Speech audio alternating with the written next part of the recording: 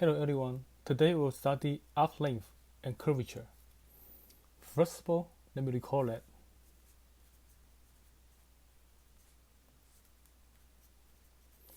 For parametric equations,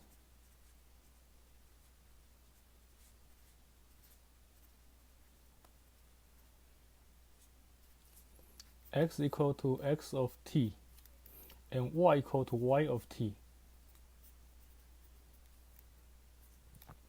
The arc length of the parametric curve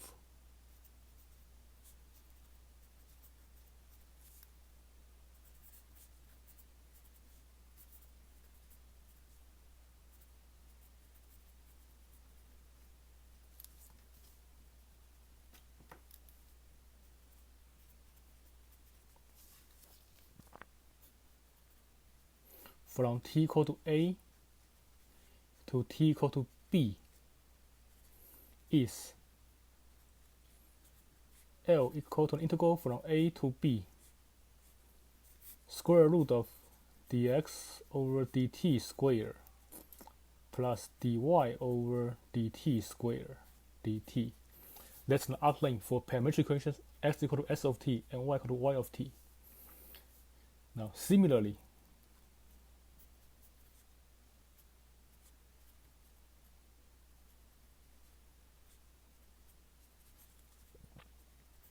if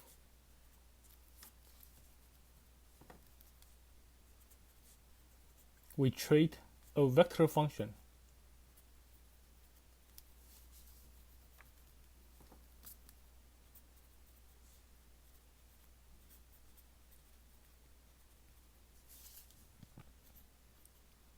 r of t equal to x of t, y of t, z of t as parametric equations,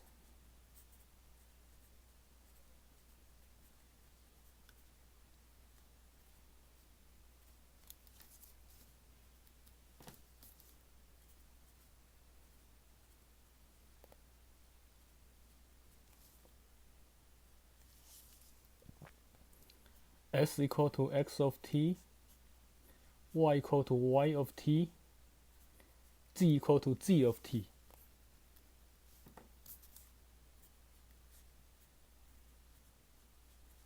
Then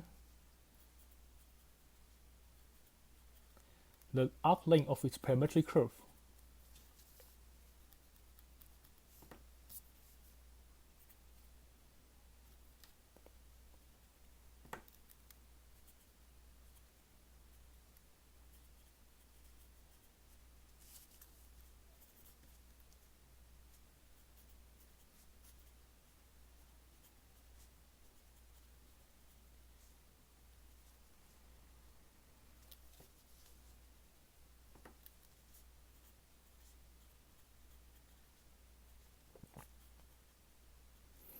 from t equal to a to t equal to b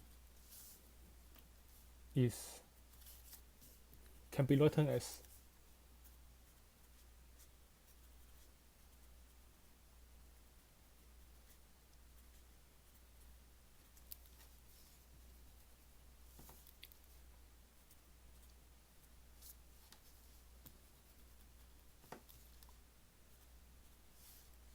L equal to the integral from a to b square root of dx over dt square plus dy over dt square. Since there are three components, we need to add dz over dt square. Since there are three components, we need to add dz over dt square. So this is an arc length of the vector function r of t for t from a to b. So the arc length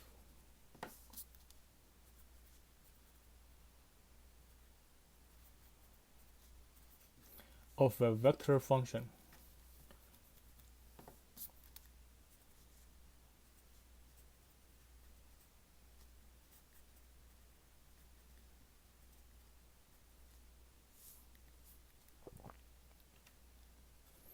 the arc length of a vector function can be written as let r of t equal to x of t, y of t, z of t be a vector function.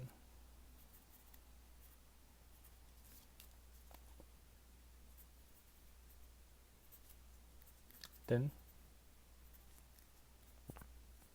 the arc length of the curve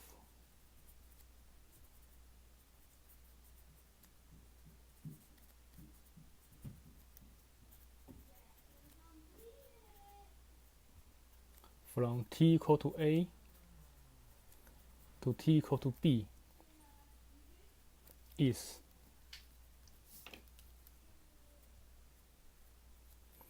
L equal to the integral from a to b equal to square root of dx over dt square plus dy over dt square plus dz over dt square dt, which can be rewritten as integral from a to b. The magnitude of r prime of t dt.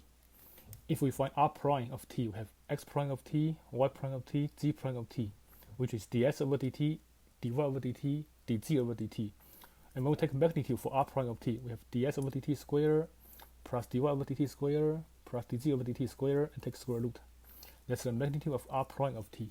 So the arc length function, the arc length for vector function is square root of dx of dt square plus dy over dt square plus dz over dt square, which is the same as the magnitude of the derivative r prime of t, which is the magnitude of the derivative r prime of t. Next, let me show you a simple example.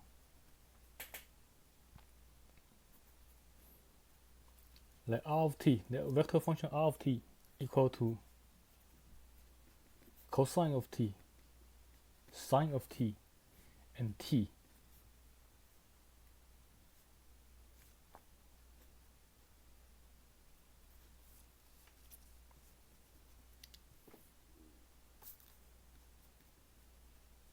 Find the length of the arc.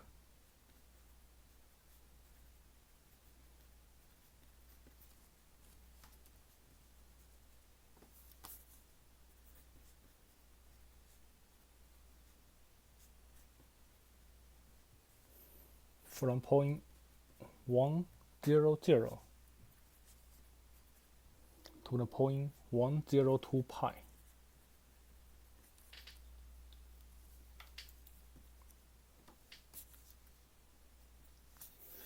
Find the length of the arc from point 1, 0, 0 to point 1, 0, 2 pi. So the formula is simple. Arc length is the integral from a to b, magnitude of r prime of t dt. So let's find a and b first. When t equal to 0, when t equal to a, we have point 1, 0, 0. That's the starting point. When t equal to a, we have point 1, 0, 0. When t equal to b, we have point 1, 0, 2 pi. So let's find a and b first. So we have, let's set x component equal to 1, y component equal to 0, and z component equal to 0. If I set cosine of t equal to 1, then t could be 0, 2 pi, 4 pi, and so on. If I set sine of t equal to 0, then t equal to 0, pi, 2 pi, and so on. If I set third component t equal to 0, the only solution is t equal to 0. So the common solution here is t equal to 0. So you can tell here t equal to 0, that's the starting point. When t equal to 0, we are at the starting point here, 1, 0, 0. When t equal to 0, we are here at the starting point. Next, for the end point, I set cosine of t equal to 1, sine of t equal to 0, t equal to 2 pi, and solve the equation for t and pick the common solutions. if I set cosine of t equal to 1, sine of t equal to 0, and t equal to 2 pi, then solve the equation for t, what can we get? What do we get? If I set cosine of t equal to 0, t could be 0 plus minus 2 pi plus minus 4 pi and so on.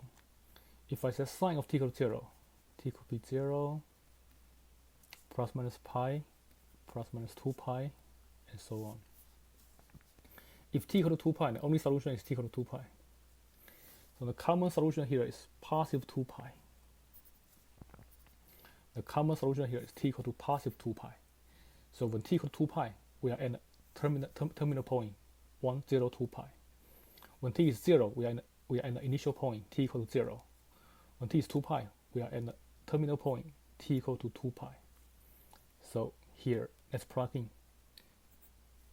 Let's find r prime of t first, then plug in. R prime of t will take the derivative for r of t. That's sine of t, negative sine of t,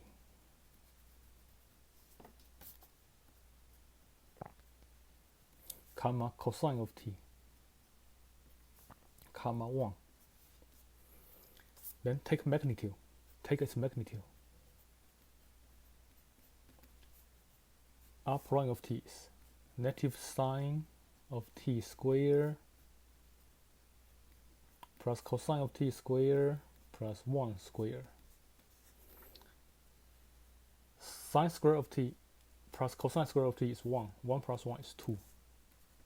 Then when we plug in, the arc length is integral from 0 to 2 pi, t from 0 to 2 pi.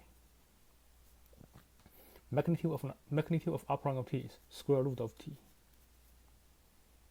times dt. Take antiderivative. Square root of 2 is constant. Its antiderivative is square root of 2 times t. T value is from 0 to 2 pi. When we plug in 0, we get 0. When we plug in 2 pi, we get 2 pi times 2 square root of 2 times pi. When we plug in 2 pi, we get 2 square root of 2 times pi. That's the length of the arc from the point 100 to the point 102 pi. Next, let me introduce the arc length function.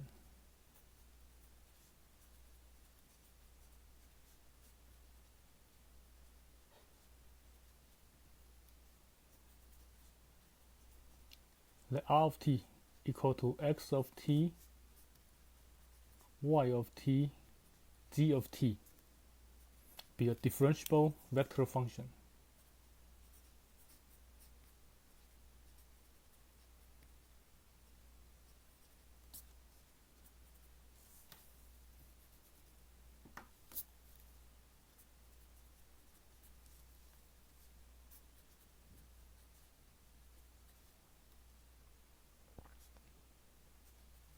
Let r of a be a fixed point on its curve.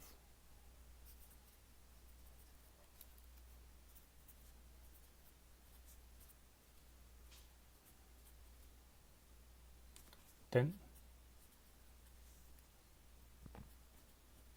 the arc length function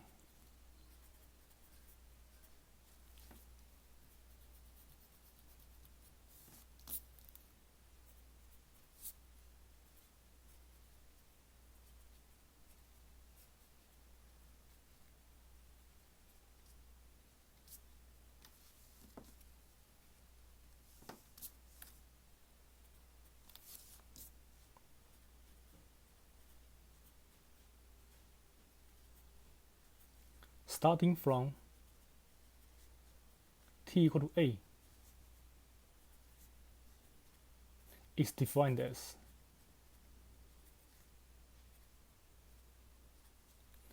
s of t. Assume s of t is the arc length function. S of t is the integral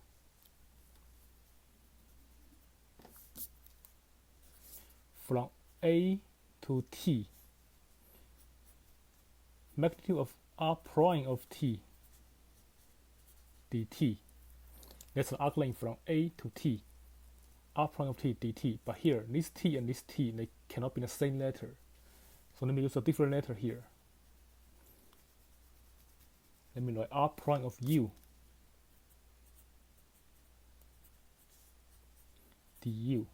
In general, it's R prime of T dt, but we cannot use the same letter for the upper limit and variable here. So let me use a different letter here. Let me use R prime of U du. It's the same as this formula, R prime of T dt, because this letter and this letter cannot be the same variable. So use different letter here. Write R prime of U du here. Note, the arc length function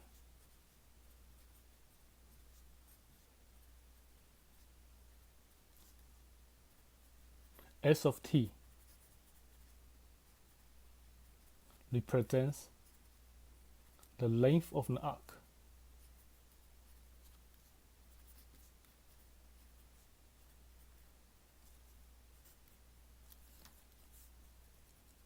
of the vector function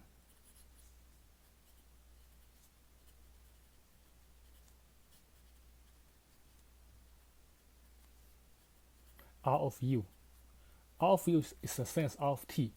But here, since we cannot use the same variable, we use R of u.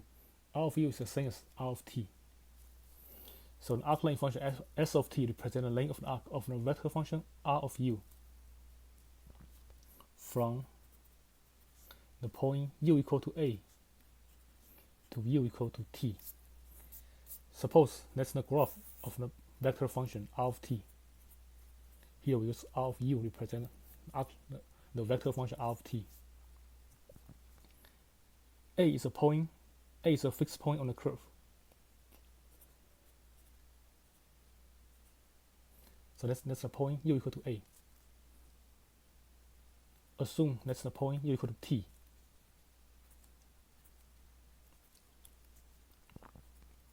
The arc length function represents the length of an arc of the vector function from u equal to a to u equal to t.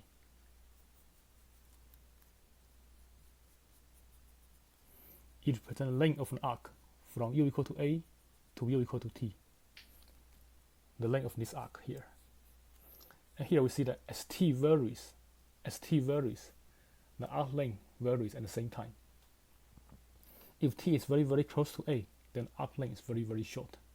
If t is far away from a, then arc length will be longer. So here we can see that as t varies, the arc length varies. That's why S of t is called arc length function. It's a function of t. S of t is arc length function. It's a function of t. Now let's do a simple example here.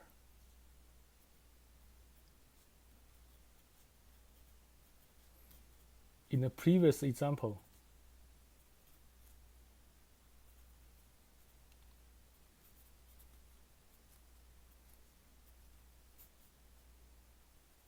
find the arc length function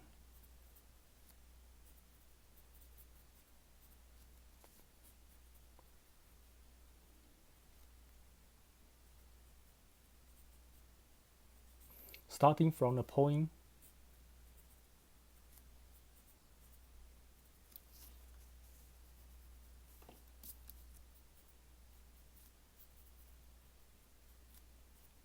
one 0, 0. In the previous example, find the arc length function starting from the point 1, 0, 0. We know that in the previous example, in the point 1, 0, 0, t is 0. So starting from the point 1, 0, 0, that means starting from the t value equal to 0.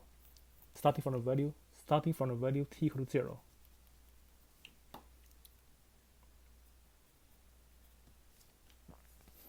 And in the previous example, R of t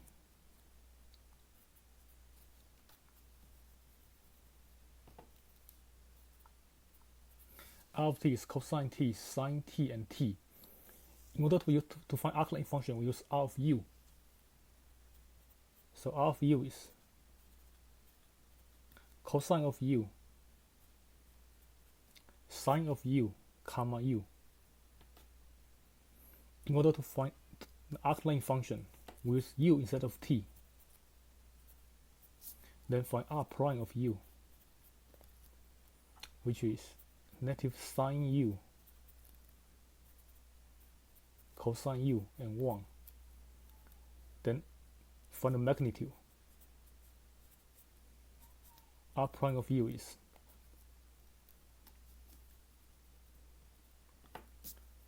square root of negative sine u square plus cosine u square plus 1. That's square root of 2. So the magnitude of r prime of u is square root of 2. Next, we find arc length function s of t. Take integral from a to t, which here we start from 0. It's from 0 to t. From 0 to t. Magnitude of r prime of u is square root of 2 dt. Magnitude of r prime of u here is square root of 2. Magnitude of r prime of u here is square root of 2. Plug in. Then, so it should be du here. Then take antiderivative. We have square root of 2 times u.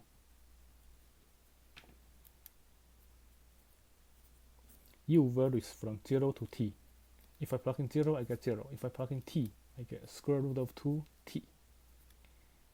So this is an arc length function starting from the point 1, 0, 0. That's an arc length function starting from the point 1, 0, 0.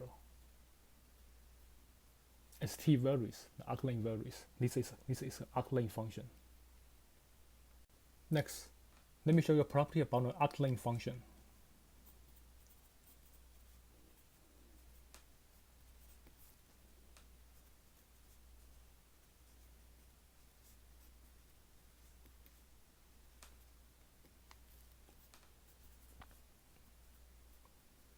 Let r of t equal to x of t, y of t, z of t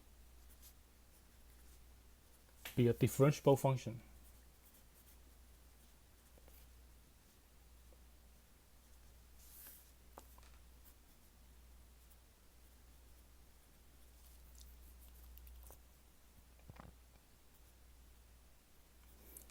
And let r of a be a fixed point on the curve.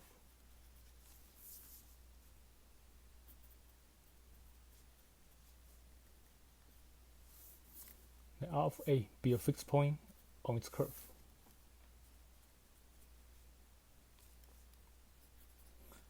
Let s of t be an arc length function starting from a.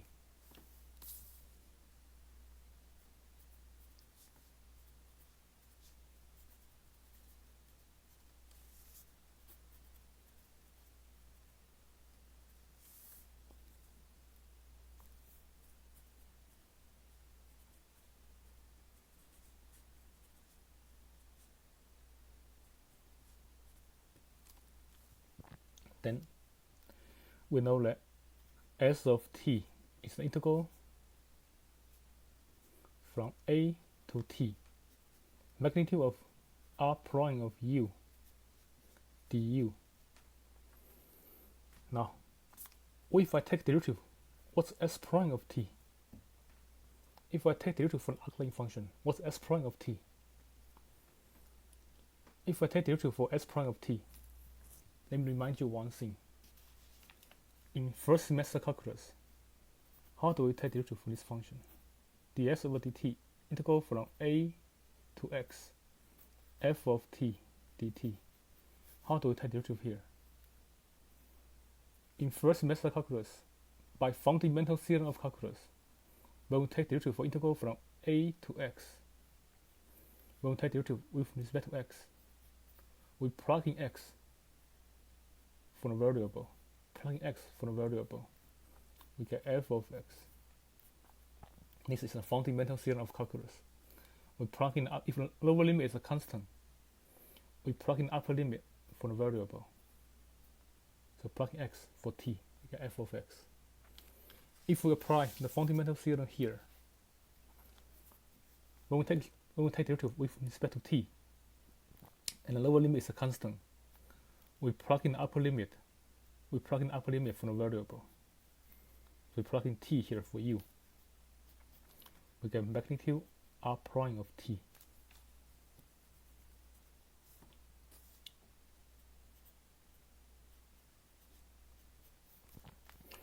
If the lower limit is a constant, when we take derivative with respect to t, I plug in upper limit t for the variable.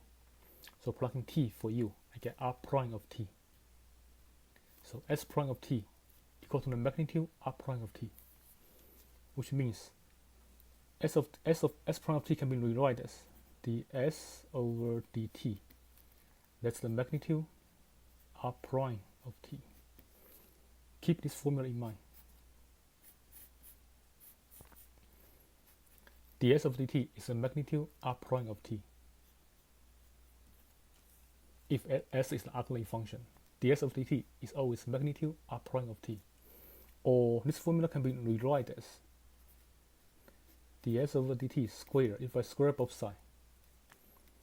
If I square both sides, I have magnitude of r prime of t squared, which is ds over dt squared plus dy over dt squared plus dz over dt squared.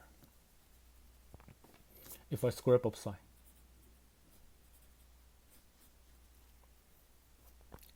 r prime of t is x prime of t, y prime of t, z prime of t. If I find the magnitude, it's the square root of s prime of t squared plus y prime of t squared plus z prime of t squared. If I square both sides, square cancels square root, so I get s prime of t squared, y prime of t squared, z prime of t squared, which is the same as ds over dt squared, dy over dt squared, and dz over dt squared. So keep this formula in mind. Keep these two formulas in mind. We'll use it later. We'll use this formula later. Keep these two formulas in mind. We'll use these formulas later. Next, let me introduce some special vector functions. Let r of t be a vector function.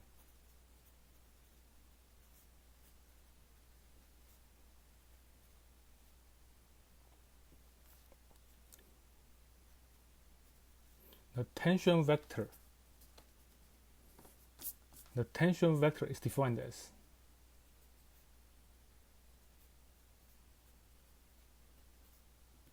r prime of t. If r of t is a vector function, its tension vector is r prime of t.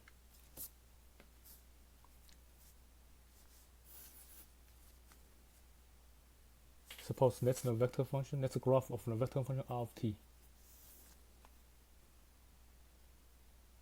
At some point t here, that's its vector function.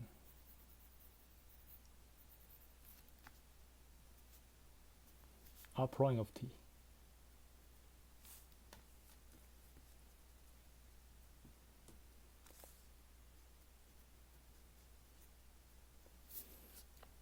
That's the vector function r prime of t, which is the directional vector of the tension vector at this point, which is the directional vector of the tension line at this point.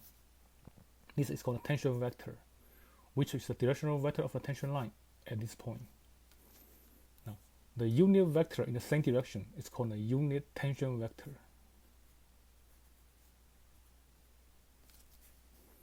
The unit vector in the same direction.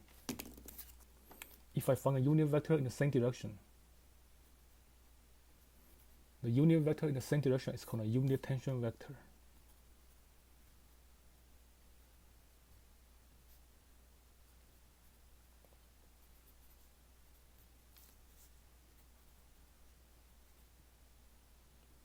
The unit vector in the same direction is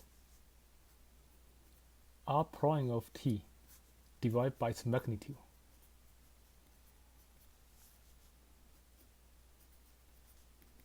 That's called a unit tension vector, which capital T represents unit tension vector.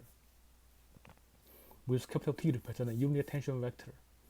Unit tension vector is the vector in the same direction of the tangent vector by the unit vector. Unit vector means the length is 1. The magnitude of the vector is 1.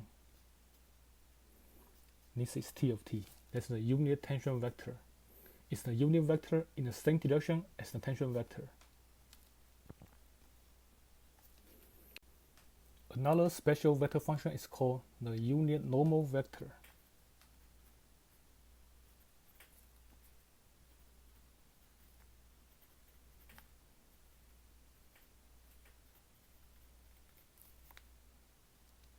It's defined as n of t equal to t prime of t over its magnitude.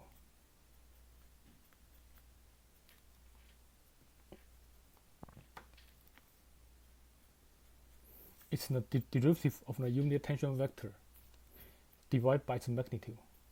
The unit normal vector is the derivative of the unit tangent vector divided by its magnitude. And there's a theorem.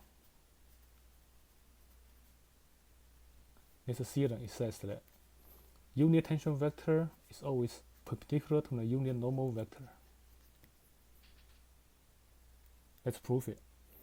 Before we prove it, let me recall a theorem. Let me recall O theorem. Last class we learned theorems. It says, if the magnitude of a vector function is a constant,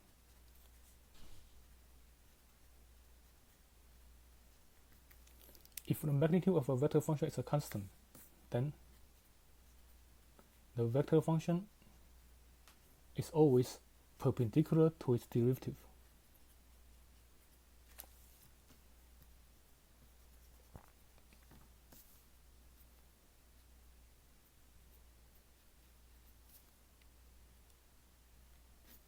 That's a theorem we learned last class. If the magnitude of a vector function is a constant, then the vector function is always perpendicular to its derivative. So let's use this theorem to prove this theorem here.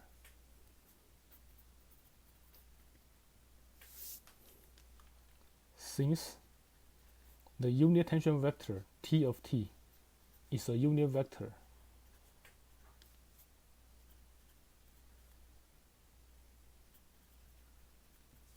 then we know that its magnitude is always 1.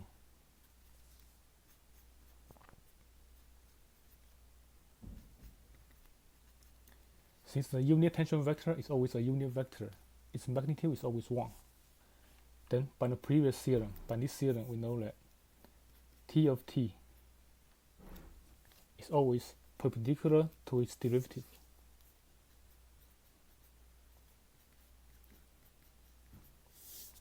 So since they are perpendicular, their dot product must be 0.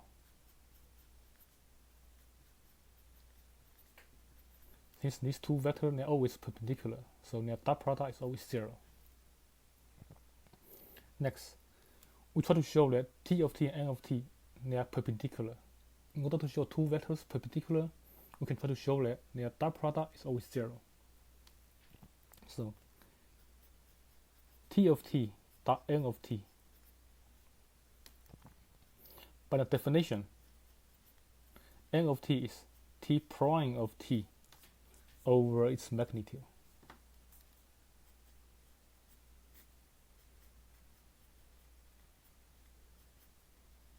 N of T is T prime of T over its magnitude. That can be rewrite as T of T times 1 over magnitude T prime of T times T prime of T.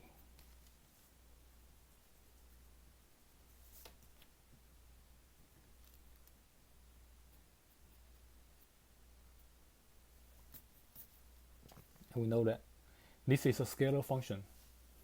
In dot product, this property says A dot KB. If K is a scalar, I can always pull out K, right? K times A dot B. That's a property of dot product. A dot KB. If K is a scalar, I can always pull out K. But that's K times A dot B. Similarly, this is a scalar. I can always pull it out. Right, that's 1 over magnitude of t prime of t. This is a scalar. I can put it outside. Right, that's t of t dot t prime of t, and we know that t of t dot t prime of t is 0. 0 times everything is 0, so we get 0. If I multiply, I get 0. That means t of t dot n of t is 0. If the dot product of two vectors is 0, they are perpendicular. They must be perpendicular. If the dot product of two vectors is 0, they must be perpendicular. So t of t must be perpendicular to n of t. That's the proof of this theorem. So we know that the unit normal vector is always perpendicular to the unit tension vector. The unit normal vector is always perpendicular to the unit tension vector. That's the unit normal vector. It's the vector that's always perpendicular to the unit tension vector. But since for the tension vector, for the unit tension vector, there are two perpendicular unit vectors. For the unit tension vector, there are two perpendicular unit vectors. That's a perpendicular unit vector. That's another one, and we call this one. We call the n of t the principal unit normal vector. Since there are two perpendicular unit vectors, we call this one n of t the principal unit normal vector.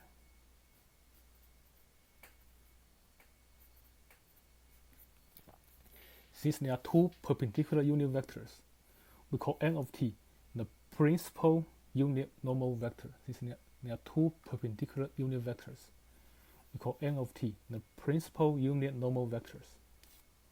Since there are two perpendicular unit vectors, we call this one the principal unit normal vector. And here, the reason I choose this one to be the principal unit normal vector is because if we consider this vector function as a particle moving on the curve, if we consider this vector function as a particle moving on the curve, as a particle moving in this direction, we can see that the tension vector is turning. The unit tension vector is turning this way. It's getting closer to the unit normal vector. It's turning this way. That's why I call this one the principal unit normal vector. As the particle keep moving, the unit tension vector will turn this way. That's why I call this one the principal unit normal vector.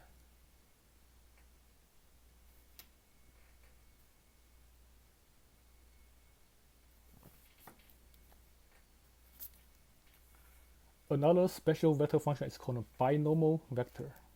Another special vector function is called a binomial vector.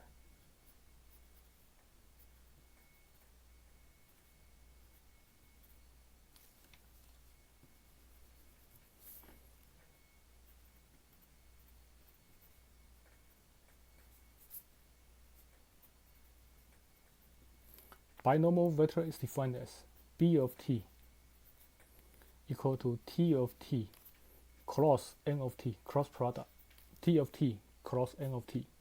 So by its definition, we know that the binomial vector is perpendicular to both the unit tension vector and the unit normal vector. By the definition of binomial vector, we know that this binomial vector is perpendicular to both the unit tension vector and the unit normal vector. Next, there's a theorem says the binomial vector is also a unit vector.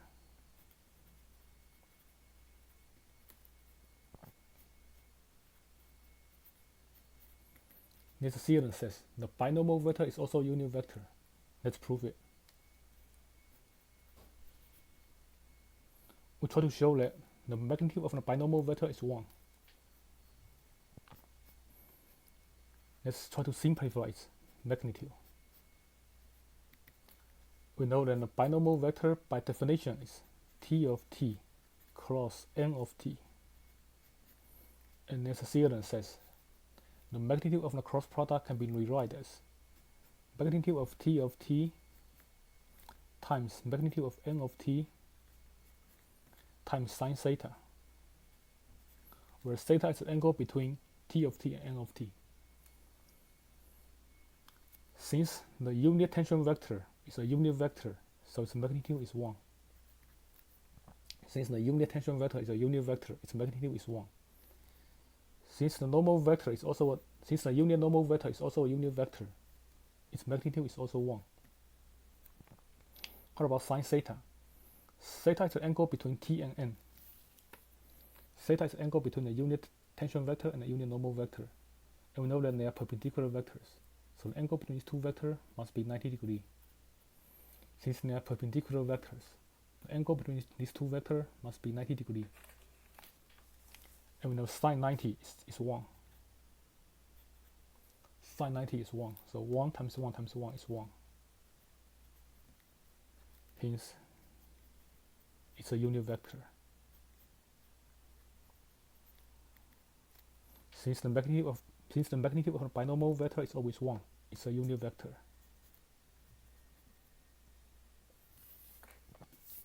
So keep this idea in mind. Note: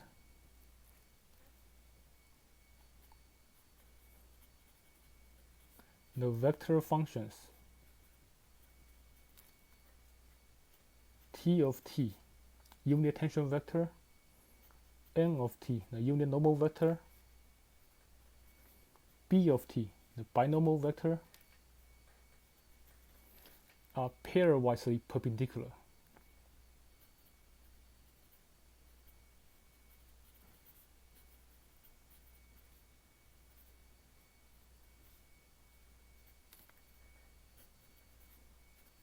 For all t.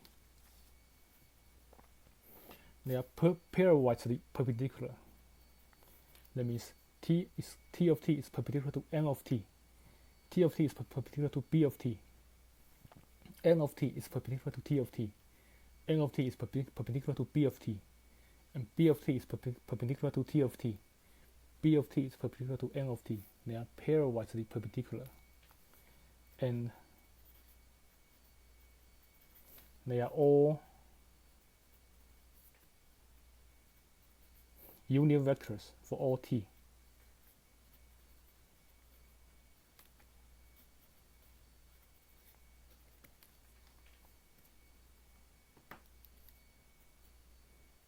They are all unit vectors, means they all have magnitude 1.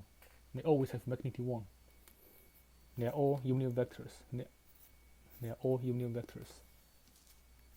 They always have magnitude 1. Those are some special vector functions. Next, let me introduce curvature.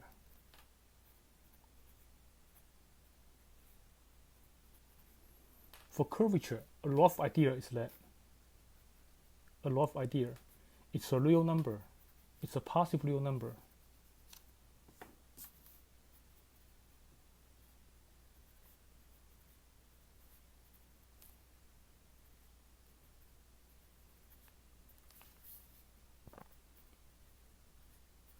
Which measures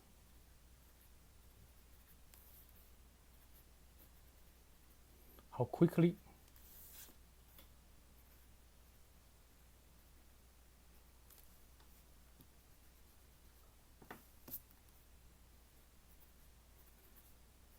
a particle is changing direction on the curve.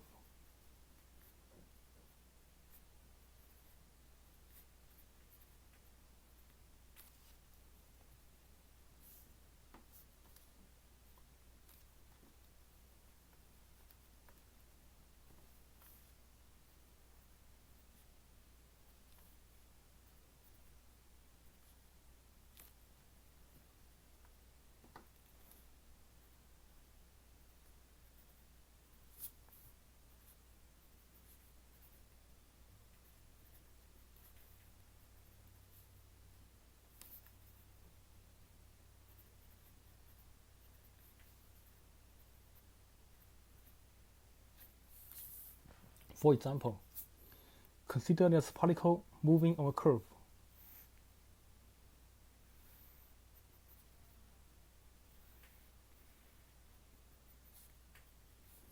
Consider there's a particle moving on the curve.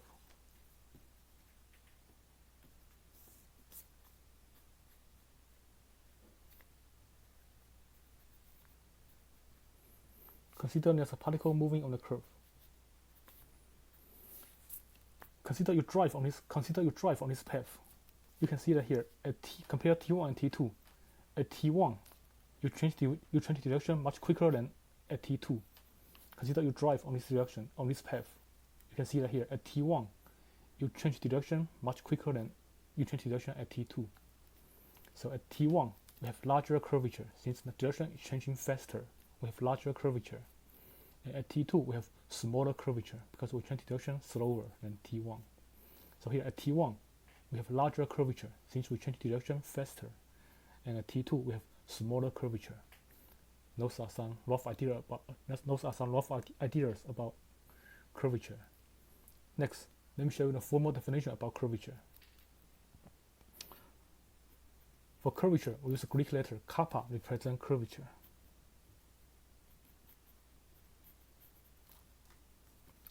For curvature, we use the Greek letter kappa to represent curvature. It looks like a K, but that's a Greek letter kappa. Sometimes we also call it K, but that's a Greek letter kappa. That's a Greek letter kappa. Sometimes we call it K.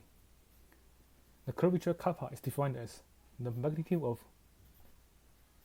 change of the unit tension vector over change of the arc length, dt over ds. T, this capital T is the unit tension vector. This S is the arc length. This T is the unit tension vector. This S is the arc length. So how does this definition make sense? We know that from the unit tension vector is this vector.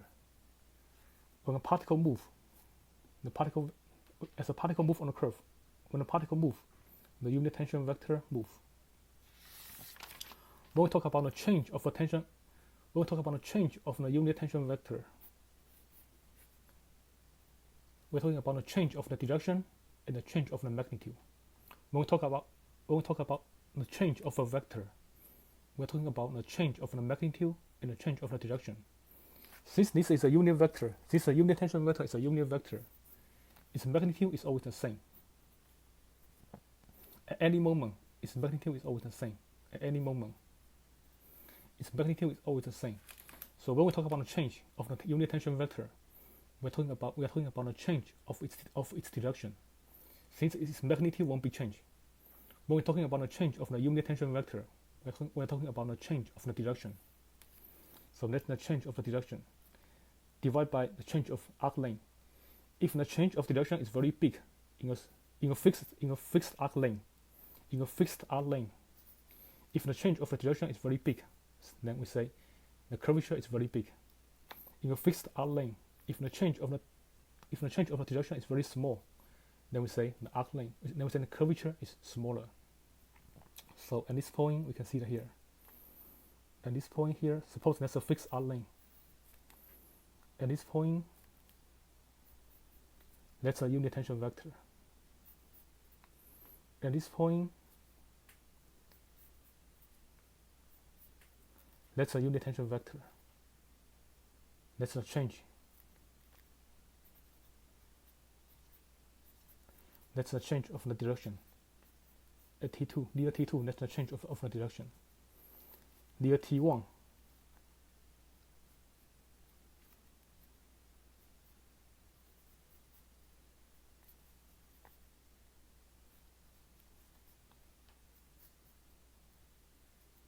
near T1, that's the change of the direction. You can see that. In a fixed arc length, the change of the direction is larger at T1, and the change of direction is smaller at T2. So the change of direction over the change of arc length is a definition of curvature. So we can see that here.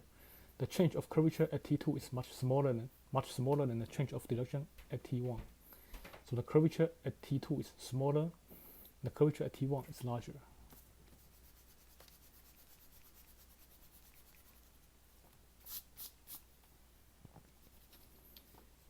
This formula can be rewritten as, sometimes using this formula directly is very complicated, it's very hard to use it. If you try to use this formula directly to compute curvature, it's very hard.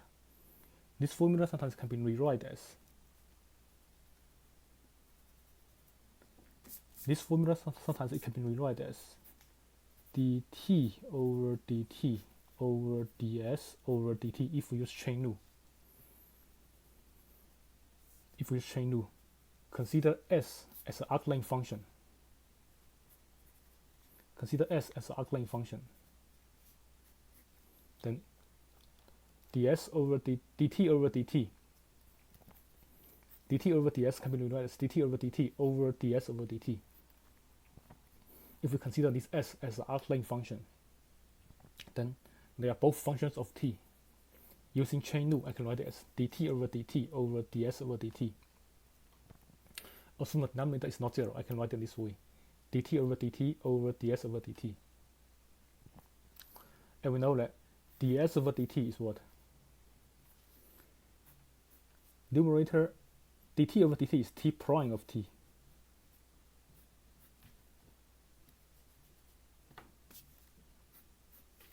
The denominator ds over dt is what? It's the magnitude r prime of t.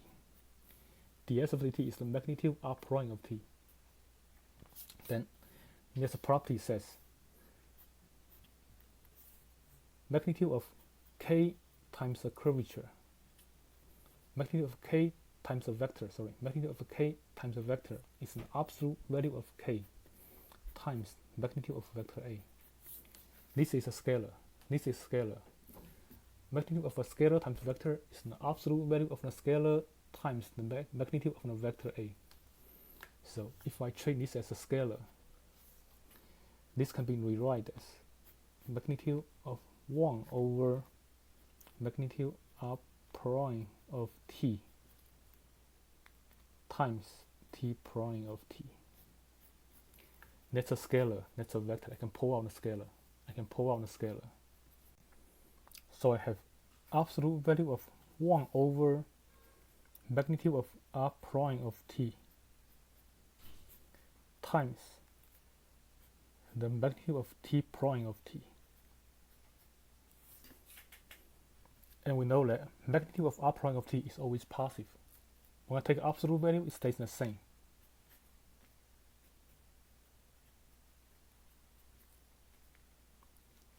Times magnitude of t prime of t.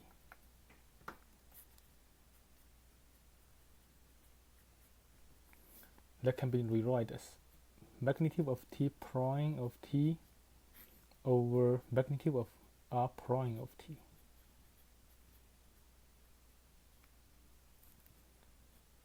Using this formula is easier than using this formula directly. When we try to compute curvature, using this formula is much easier than using this formula directly. Next, let's do a simple example about curvature.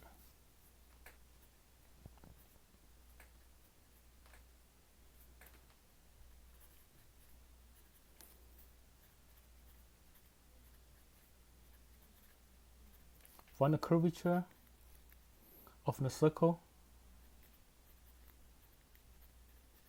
in the SY plane.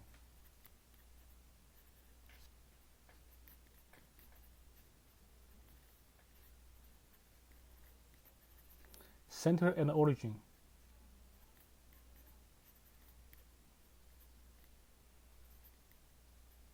With radius 2.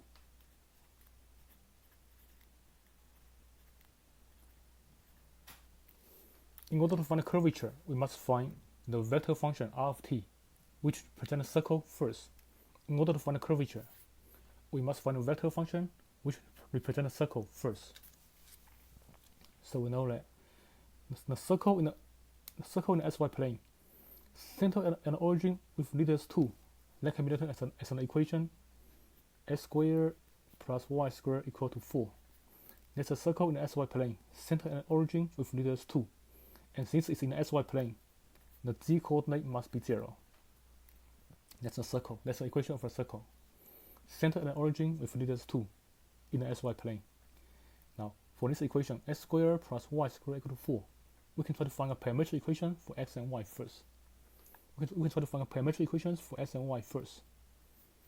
If I divide both sides by 4, we can see that x squared over 4 plus y squared over 4 equal to 1. That can be rewritten as x over 2 squared plus y over 2 squared equal to 1. Then I can write x over 2 equal to cosine of t. Y over 2 equal to sine of t. Then multiply both sides by 2. S equal to 2 cosine t. Y equal to 2 sine t. Since z is 0, the vector function which represents a circle can be written as r of t equal to 2 cosine t, 2 sine t, and 0. Then we can take derivative.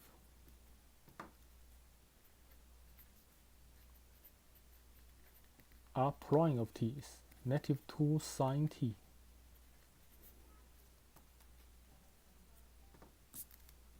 comma 2 cosine t comma 0. Then we can compute its magnitude. Its magnitude is square root of negative 2 sine t square plus 2 cosine t square plus 0 square, which is 2 squared is 4. 2 squared is 4. If I pull out 4, I have sine square plus cosine square, which is 1. So I have 4 times 1. It's square root of 4. Negative 2 squared is 4. 2 squared is also 4, so I can pull out 4. If I pull out 4, I have sine square plus cosine square, which is 1. 4 times 1 is 4. Square root of 4 is 2. Next, we can compute the unit tension vector. Unit tension vector is r prime of t divided by its magnitude. R prime of t is negative 2 sine t comma 2 cosine t comma 0 divided by its magnitude. It's negative sine t cosine t 0. Then we can compute its derivative, t prime of t. Then we can compute its derivative, t prime of t. T prime of t is negative cosine t, negative sine t, comma 0. Then we can compute its magnitude for the numerator. We compute its magnitude for the numerator of the curvature.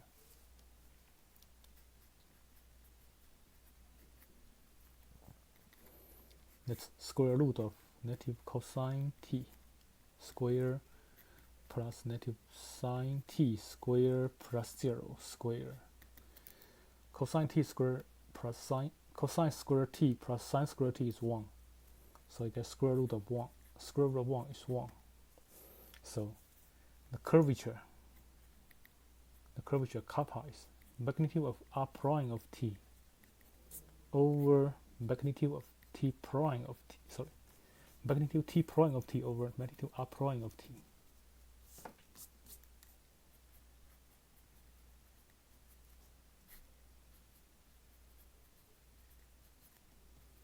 Which is 1 over 2. That's the magnitude, that's the curvature of the circle in the SY plane, centered at origin of radius 2. That's the curvature of the circle.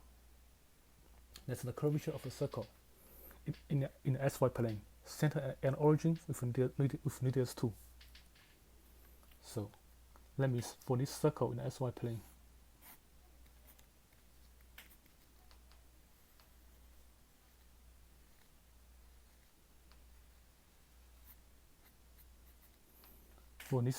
SY plane, the curvature is a half everywhere. At every point, the curvature is a half. Next example.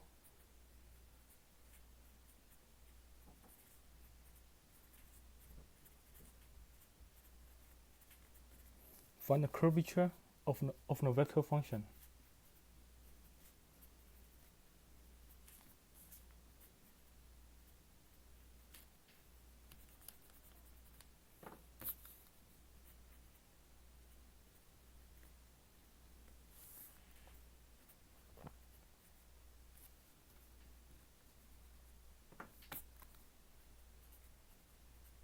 R of t equal to 2t t squared negative 1/3 of t times t cubed. So let's first of all find r prime of t.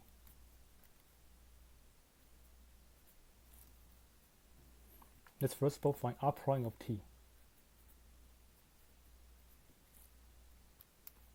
which is 2t and negative t squared. Then compute its magnitude.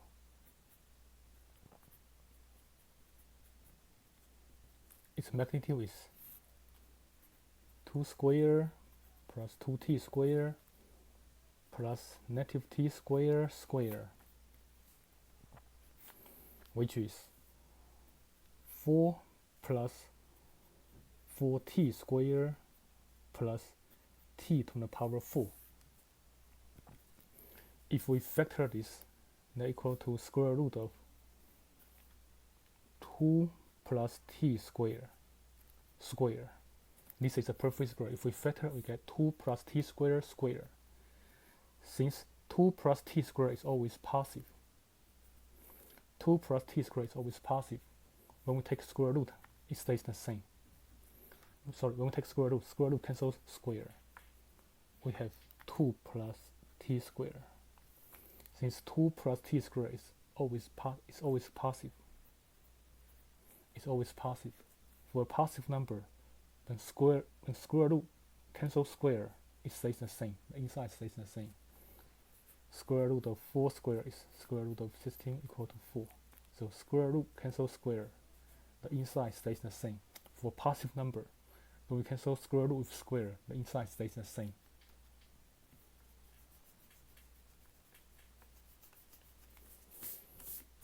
That's the magnitude of the derivative. That's the magnitude of r prime. Next, compute a unit tension vector. Next, we compute a unit tension vector, which is r prime of t divided by its magnitude. R prime of t is 2t negative t squared. Magnitude is 2 plus t squared. When we have a vector divided by a scalar, we take each component, divide by the scalar. When we have a vector, divide by the scalar. Divide by the scalar, take each component, divide by the scalar. So that can be written as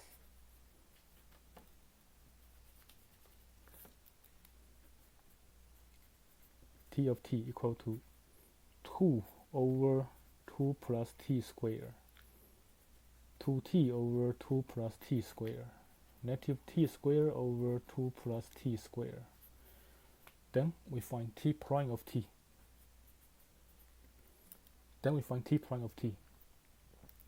We take derivative for each component individually. Here, for each component, we need to apply quotient rule. Derivative of the top times the bottom minus the top times derivative of the bottom over bottom square. Quotient rule. Derivative of the top times the bottom minus the top times derivative of the bottom over bottom square.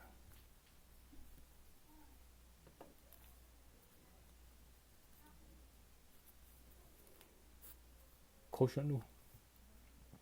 Derivative of the top times the bottom minus the top times derivative of the bottom over bottom square. Then simplify.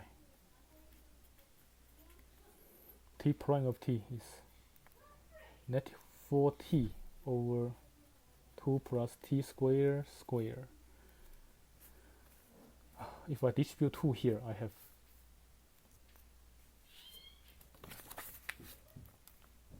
four plus 2t squared minus 4t squared, which is 4 minus 2t squared. So numerator is 4 minus 2t squared. Denominator is 2 plus t squared squared. For the third component, we have negative 4t minus 2t cubed plus 2t cubed. Cancel 2t cubed, we have negative 4t on the numerator. Negative 4t over 2 plus t squared squared. That's t prime of t. Next, we find its magnitude. Find the magnitude.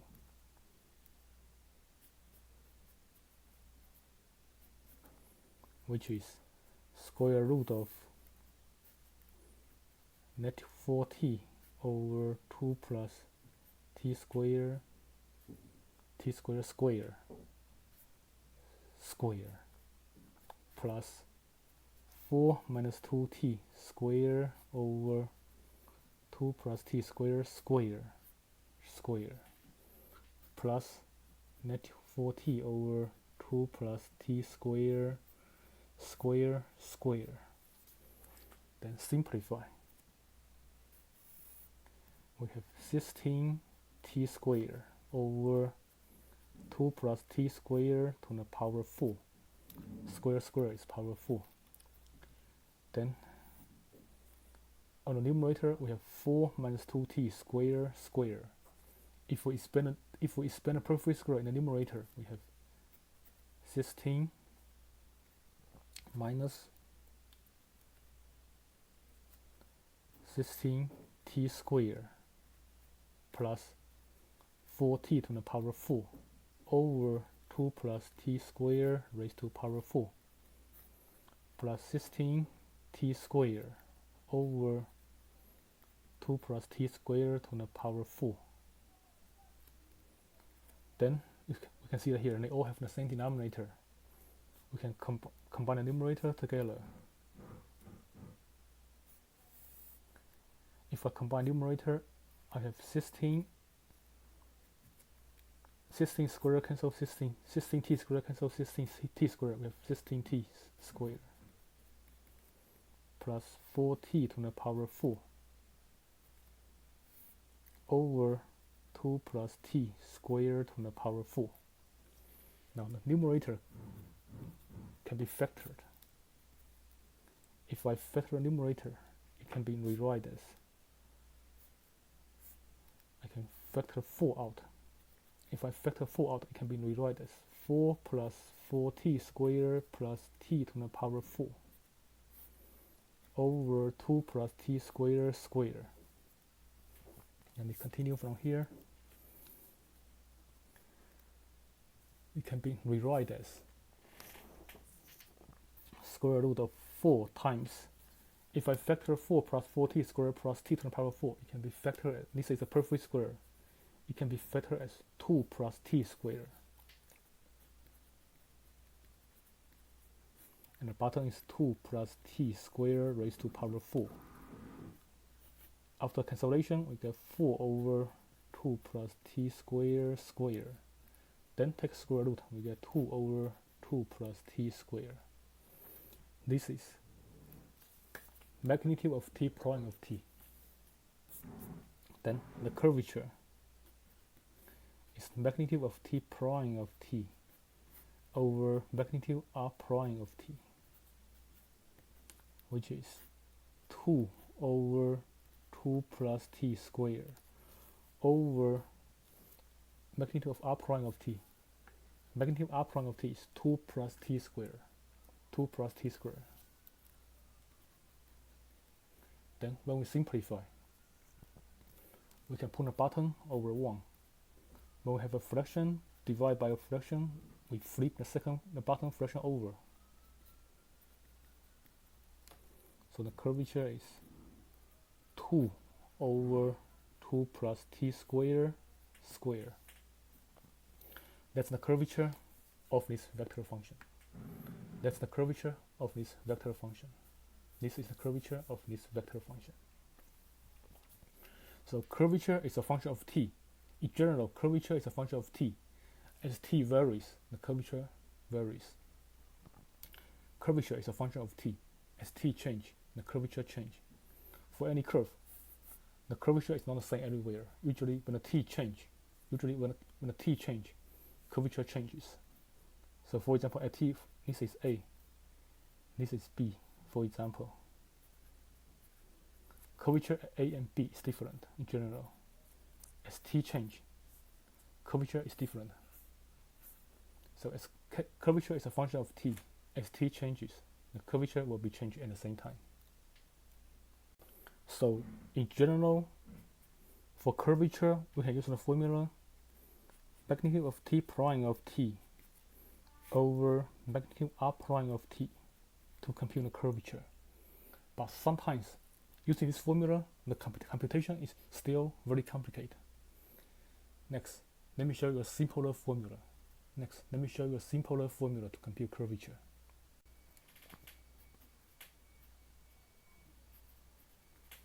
A simpler curvature formula.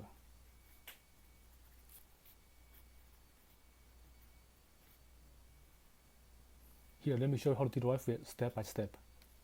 First of all, start from the unit tension vector.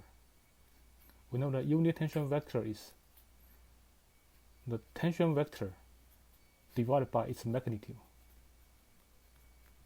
Unit tension vector is the tension vector divided by its magnitude. If I multiply both sides by the denominator, I have magnitude r prime of t times t of t equal to r prime of t. And we know that magnitude r prime of t can be rewritten as ds over dt. Magnitude of r prime of t can be rewritten as ds over dt. So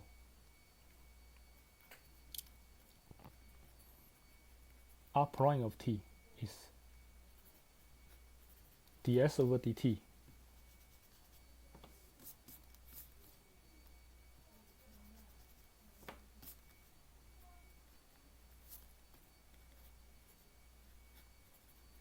times t of t. So r prime of t is ds over dt times t of t. Next, if I take derivative on both sides with respect to t, what do we get? If I take derivative on both sides with respect to t, what do we get? On the left side, if I take derivative, I get r double prime of t.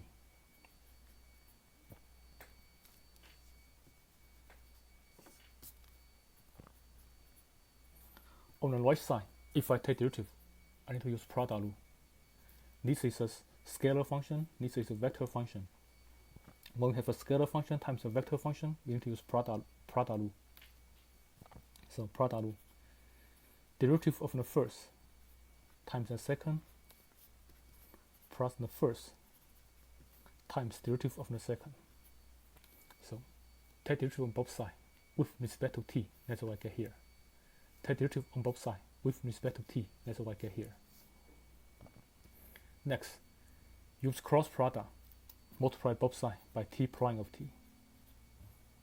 Next, use cross product, multiply both sides by t of t, the unit tension vector. Use cross product, multiply both sides by t of t. Use cross product, multiply both sides by t of t. So on the left side, I have r double prime of t cos t of t. On the right side, we have d squared of t dt squared t of t cos t of t plus ds over dt t prime of t cos t of t. So use cross product, multiply both sides by t of t. Use cross product, multiply both sides by t of t. That's what I get here. Next, we know that when we take cross product, if two vectors are parallel, when we take cross product, if two vectors are parallel, the cross product is 0. When we take cross product for parallel vectors, we get 0.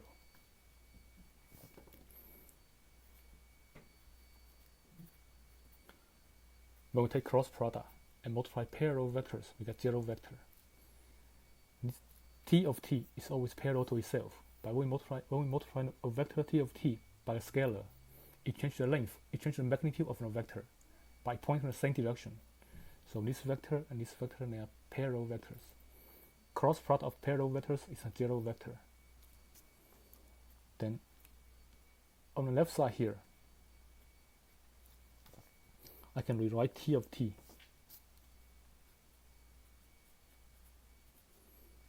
On the left side here, t of t can be rewritten as r prime of t over its magnitude.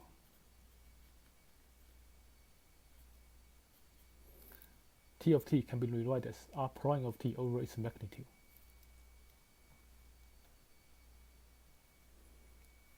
And we know that this is ds over dt. This is ds over dt. So here I have r double prime of t cross r prime of t. This is a scalar, I can put it outside, times 1 over ds over dt.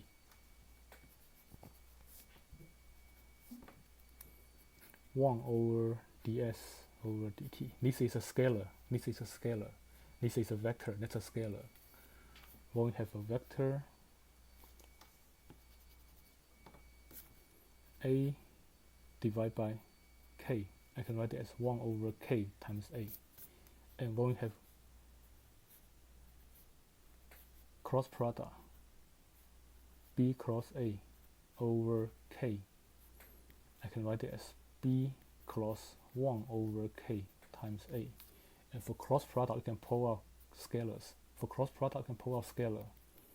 Write scalar in the front and take cross product.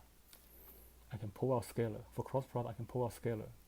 Then take the scalar times the cross product. So here, ds of dt is a scalar function. I can pull it outside. And take the scalar times the cross product. This is a 0 vector. This is a 0 vector, so it disappears. When I combine, it disappears. What's left is this part. And also, this is a scalar. I can leave it in the front. This is a scalar. I can put it outside. I write scalar function in the front times t prime of t cross t of t. Then I can multiply both sides by ds over dt. Next, to make it a little simpler, I multiply both sides by ds over dt. To make it a little simpler, I multiply both sides by ds over dt. So r prime of t cross r double prime of t cross r prime of t equal to ds over dt square times t prime of t cross t of t. Next, I take magnitude on both sides. Next, take magnitude on both sides. Take magnitude on both sides. I have magnitude r double prime of t cross r prime of t equal to the magnitude ds over dt square times t prime of t cross t of t. Then let's leave the left side the same. Try to simplify the right side. Leave the left side the same. Try to simplify the right side. On the right side, I have a magnitude of a scalar times a vector. When we take cross product, this is a vector. This is a scalar. We have a magnitude of a scalar times vector. When we have magnitude of a scalar times vector, I can pull out a scalar. Write absolute value of the scalar times the magnitude of the vector. When we have a scalar magnitude of a scalar times vector, we can pull out a scalar. Write it as absolute value of a scalar times the magnitude of the vector. So I leave left side the same.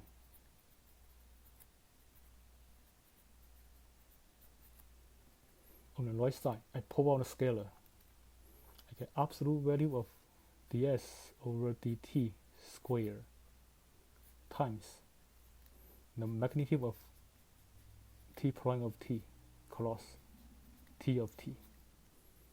Then we know that ds over dt squared, this is always a positive number. Absolute value of a positive number stays the same. So magnitude of r double prime of t cross r prime of t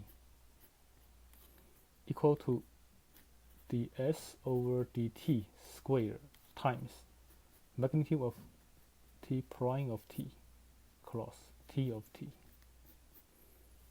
Then simplify for the right side, leave left side the same, simplify for the right side. Magnitude of r double prime of t cross r prime of t equal to ds over dt squared times, use the formula for cross product, it's magnitude of t prime of t times magnitude of t times sine theta, where theta is the angle between t of t and t prime of t.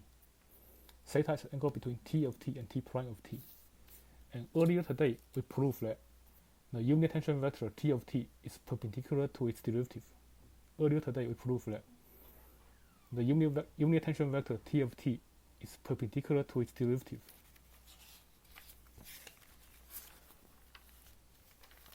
Earlier today, we proved that the unit tension vector t of t is perpendicular to its derivative. Earlier today, we proved that the unit tension vector t of t is perpendicular to its derivative. So their dot product is 0. So the angle between these two vectors is 90 degrees. If two vectors are perpendicular, the angle between the vectors is 90 degrees. Sine 90 degrees is 1. This is unit tension vector is a unit vector, so that's 1. Since these two vectors they are perpendicular vectors, the angle between these two vectors is 0, is 90 degrees. Sine 90 degrees is 1. And unit tension vector is a unit vector, its magnitude is 1. So we have magnitude r double prime of t cross r prime of t equal to ds over dt squared times t prime of t. Next, we try to find curvature here. We know that curvature is magnitude t prime of t over r prime of t. So I divide both sides to make the denominator be magnitude r prime of t. I divide both sides by r prime of t, magnitude of r prime of t. Divide both sides here. Divide both sides by the magnitude of r prime of t. I have r double prime of t cross r prime of t over magnitude r prime of t equal to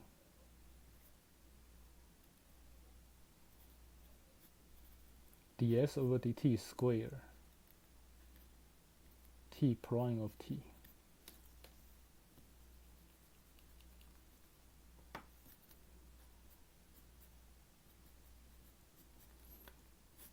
divide by its magnitude r prime of t. Divide both sides by the magnitude of r prime of t. We get this. Then I try to eliminate this. This is curvature. This is curvature. I have ds over dt squared times curvature. This is curvature equal to magnitude of r double prime of t cross r prime of t over magnitude of r prime of t. Then I try to eliminate this.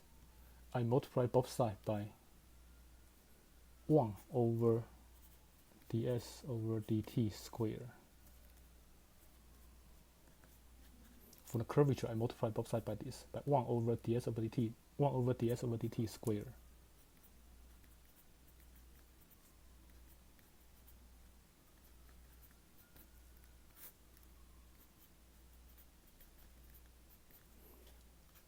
Then simplify this. On the left side, we know that ds over dt is magnitude of r prime of t. ds over dt is magnitude of r prime of t. So the denominator here is actually r prime, magnitude of r prime of t square. The denominator is magnitude of r prime of t square. If I multiply the denominator, I have r double prime of t cross r prime of t over magnitude of r prime of t to the power 3. That's the curvature. And here, curvature can be rewritten as magnitude of r prime of t cross r double prime of t.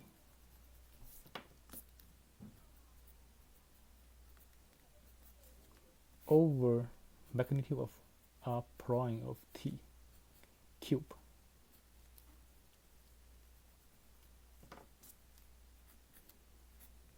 Here, if I change the order for cross product, if I switch order, I change the sign, I change the direction of the vector.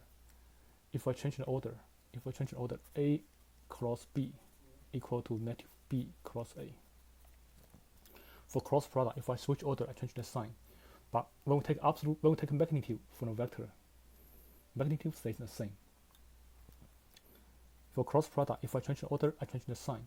But when I take magnitude, the magnitude for both vectors is the same. It doesn't matter it point to what direction. The magnitude stays the same. Magnitude for these two vectors is the same. So here I can change the order, write it as r prime of t cross r double prime of t. This is a simpler formula for curvature. In general, if we use this formula to compute curvature, it's much easier than the previous formula. It has less computation. If we use this formula to compute curvature, it has less computation. So let's redo the previous problem using the new formula. Let's redo the previous problem using the formula. Using the new formula, you can see there are less computation. So let's redo the previous problem. Let's redo the previous problem using the new formula.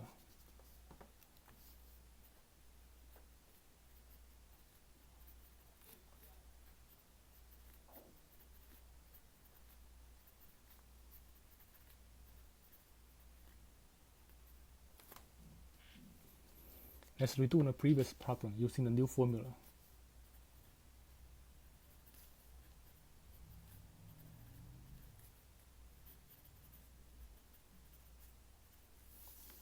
In the previous formula, the vector function r of t is 2t, t squared negative 1/3 of t cubed. That's the previous problem. So using the new formula says the curvature is the magnitude of r prime of t cross r double prime of t over the magnitude of r prime of t cubed. So this first of all can compute r prime of t and r double prime of t.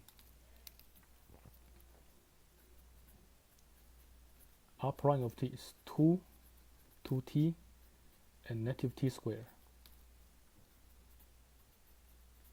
R double prime of t is 0, 2, negative 2t.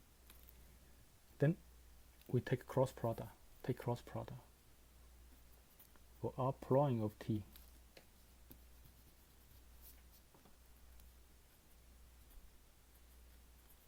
cross r double prime of t, take cross product. That's the determinant of I, j, k in the first row, r prime of t in the second row, 2t, negative t squared, r double prime of t in the third row, 0, 2, negative 2t. Take determinant.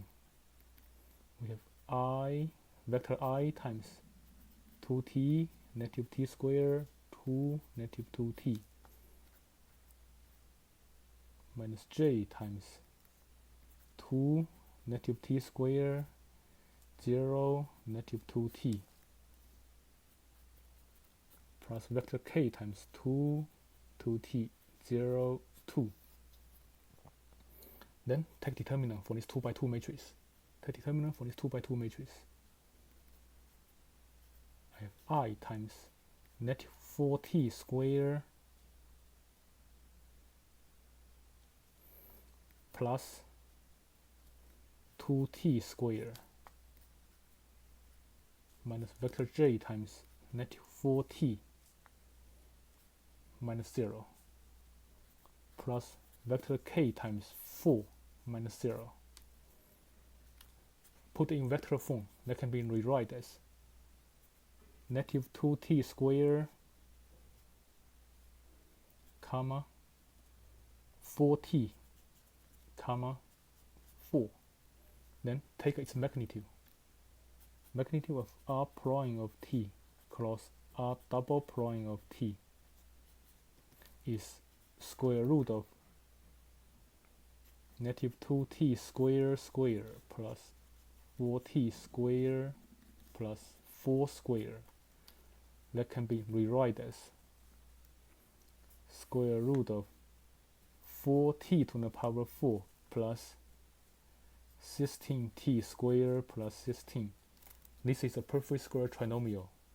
If I factor, it can be rewritten as 2t squared plus 4 squared. This is a perfect square trinomial. If I factor, it can be rewritten as 2t squared plus 4 squared. And then, since 2t squared plus 4 is always a positive number, so square cancel square root, we have 2t squared plus 4. This is the numerator. This is the numerator. Now from denominator, we compute the magnitude of r prime of t. From the denominator, we compute the magnitude of r prime of t. Magnitude of r prime of t is square root of 2 squared plus 2t squared plus negative t squared squared. That can be rewritten as square root of 4 plus 4t squared plus t to the power 4. This is a perfect square trinomial. This is a perfect square trinomial. If I factor, I can write it as square root of 2 plus t squared squared. Then, since 2 plus t squared is always positive number, when we take for positive number, we want to take square root for square. We want to take square root and square at the same time. Square root cancel square. I get 2 plus t squared. This is the denominator. So the curvature here can be written as magnitude r prime of t cross r double prime of t over the magnitude of r prime of t cube. The numerator is 2t squared plus 4. The denominator is 2 plus t squared raised to power 3. Don't forget power 3 here. Raised to power 3. The numerator, if I factor, I can pull out 2. I have 2 plus 2 times t squared plus 2 over 2 plus t squared cube. If I cancel t squared plus 2 from top and the bottom, I have 2 over 2 plus t squared t squared. We get exactly the same solution as we have the previous problem. We get exactly the same solution. But usually, using the new formula, there are less computation. In general, using the new formula, we have less computation.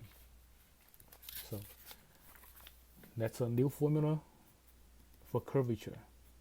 Magnitude of r prime of t cross r double prime of t over magnitude of r prime of t cube.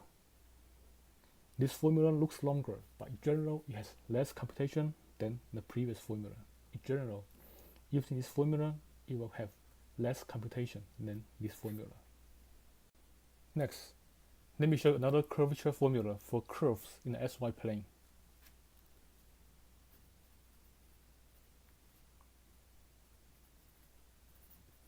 Curvature of curves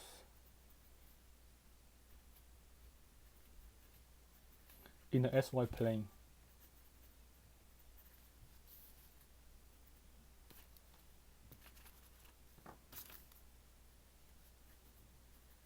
In the form of y equal to f of x. Next, let me show you how to find curvature for a curve in the SY plane in the form of y equal to f of x. So first of all, let's try to find a vector function that represents this curve. Let's first of all find a vector function which represents this curve. Here I can use a parametric equation: s equal to x, y equal to f of x. And since this curve lies on the SY plane, its z coordinate must be 0. So I can let r of t, the vector function, be x, comma f of x, comma 0. Here the variable is x, so I use, instead of r of t, I write r of x. In this equation, the variable is x, so instead of r of t, I write r of x. Then use the curvature formula. I first of all find r prime of x. R prime of x can be written as 1, f prime of x, and 0. Then I find r double prime of x. That's 0, f double prime of x, 0. Next, we compute the cross product. R prime of x cross R double prime of x. If I take cross product, I put I, j, k in the first row. Put vector r prime of x in the second row. I get 1, f prime of x, 0. And put r double prime of x in the third row. I get 0, f double prime of x, 0. Then take determinant.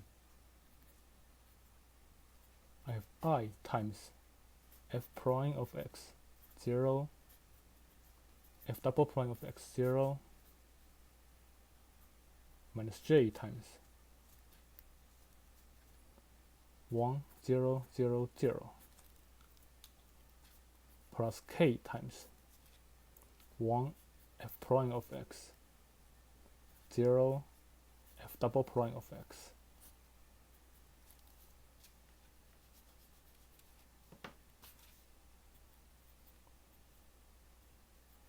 Then take determinant.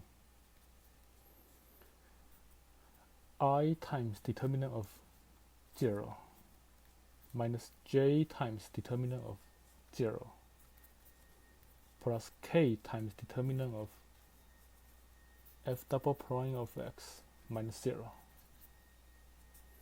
which is put in vector form. That's 0, 0, f double prime of x.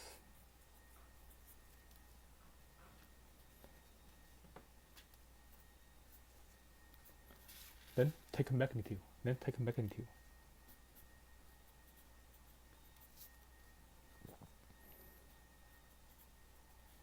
a magnitude from the cross product.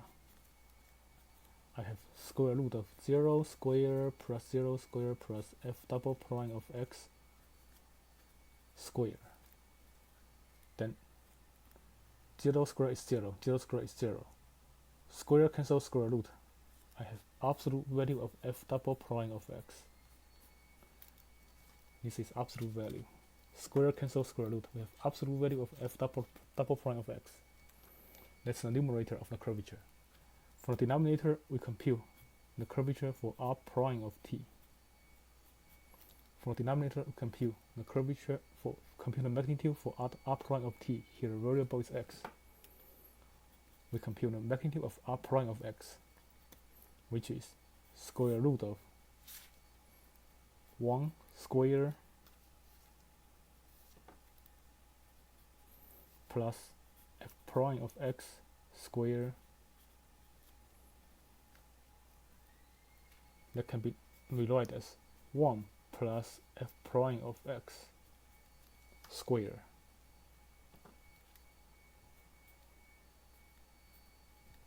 That's magnitude of r prime of x. Then apply the curvature formula.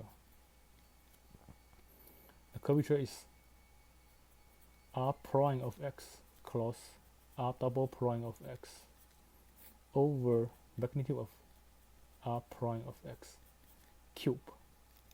If we plug in, we have absolute value of f double prime of x on the numerator over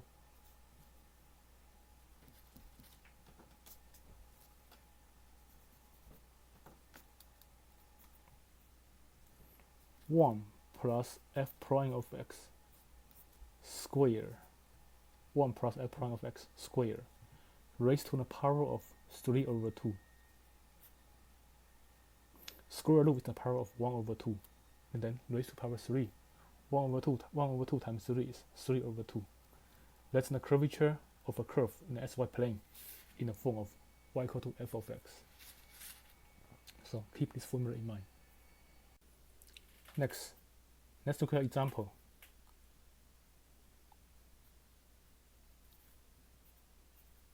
Find the curvature of the curve y equal to s squared in the xy plane.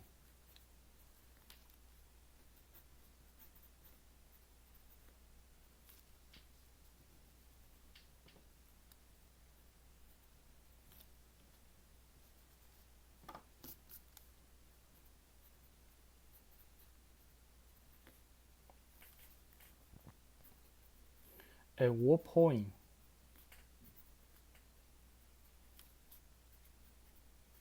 the curve has the largest curvature?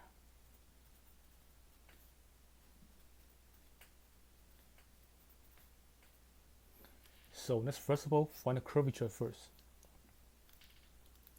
The formula for curvature of a curve in the xy plane is absolute value of f double prime of x over 1 plus f prime of x square raised to 3 over 2. So here we know that f of x is x squared, f prime of x is 2x, f double prime of x is 2. Let's plug in. The curvature is absolute value of 2 is 2 on the top. On the bottom, 1 plus f prime of x is 2x. 2x squared is 4x squared raised to 3 over 2. This is the curvature of a curve in the xy plane. Next, we try to find out at what point the curve has the largest curvature, which means the maximum curvature. At what point there's a maximum curvature. In order to find the maximum curvature, we need to use derivative test here. In order to find the maximum curvature, we need to use derivative test here. Here, the curvature function can be rewrite as 2 times 1 plus 4x squared raised to negative 3 over 2. If I take derivative for curvature, for the curvature, k prime is, here use chain rule, k prime is negative 3 times 1 plus 4x squared raised to negative 5 over 2 times ax. Use chain rule here, bring negative 3 over 2 to the front, raise and reduce the power by 1, keep the inside the same, times derivative of the inside. Then this can be rewrite as negative 24x over 1 plus 4x squared raised to 5 over 2. That's the derivative. Next, we need to find the critical points. For critical point, we set the numerator and denominator equal to 0 and find the critical points. If I set the numerator equal to 0, I have negative 24. I have negative 24s equal to 0. If I set denominator equal to 0, I have 1 plus 4s squared raised to 5 over 2 equal to 0. Solve for x, I get 0 here. Solve for x, I get 1 plus 4s squared equal to 0. s squared equal to negative 1 over 4. We know that perfect square cannot be negative, so there are no solutions here. No critical point from denominator. The only critical point is 0. Now let's test. Use number line test to test is this a maximum or minimum. Let's use number line test.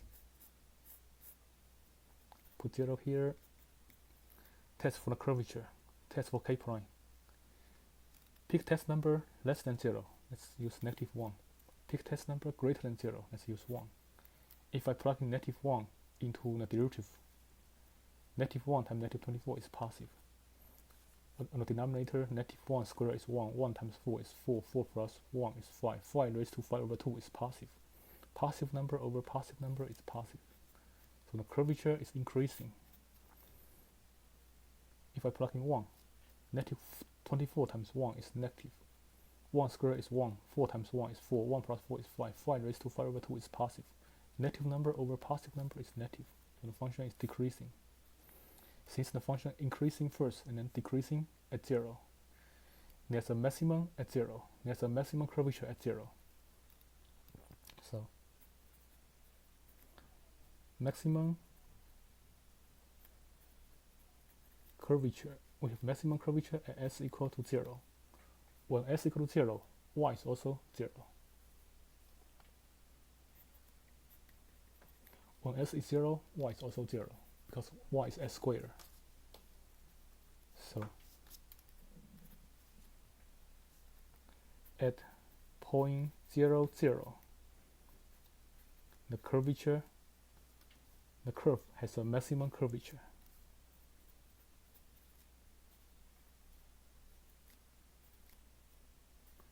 Has the largest curvature.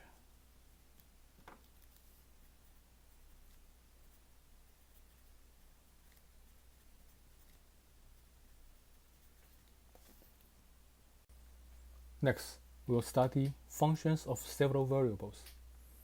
First of all, let me introduce what is a function with several variables.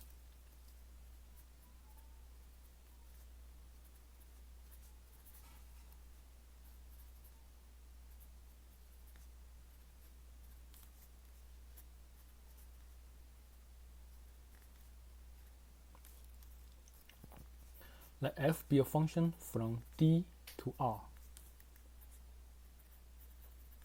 where D is a subset of Rn. Then function f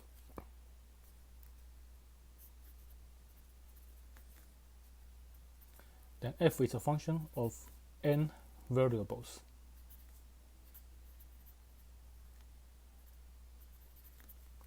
And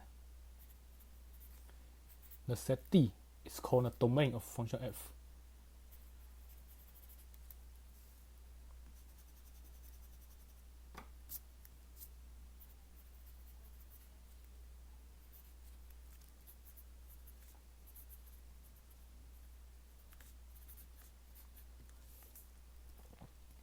Next, let's look at some simple examples.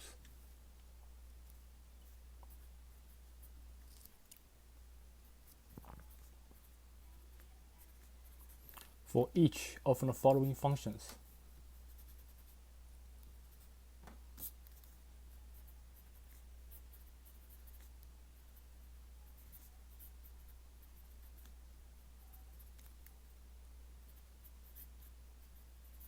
find its domain and range.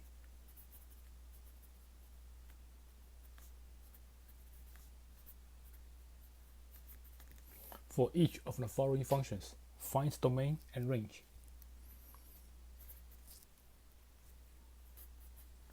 F of sy equal to square root of 4 minus s squared minus y squared. What's the domain and what's the range here for this function? What's the domain? What's the range?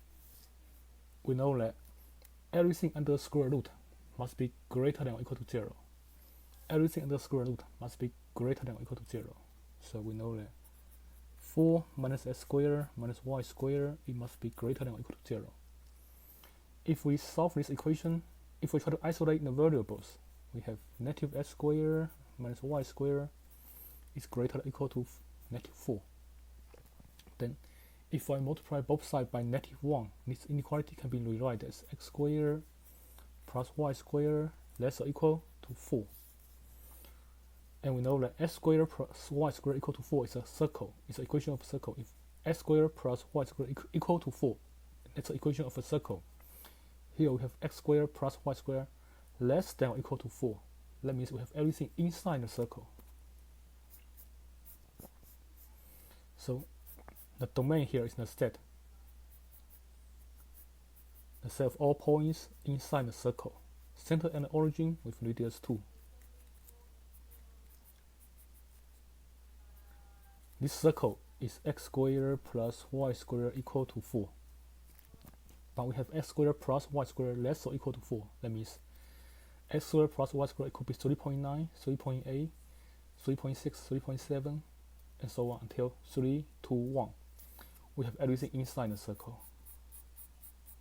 Since x squared plus y squared is less than or equal to 4, it could be 3.9, 3.8, 3.5, 3, 2.5, and so on.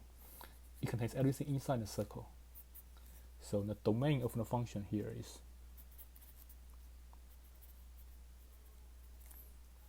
the set of all sy in R2. The set of all sy in R2 such that x squared plus y squared is less or equal to 4. That's the domain of the function.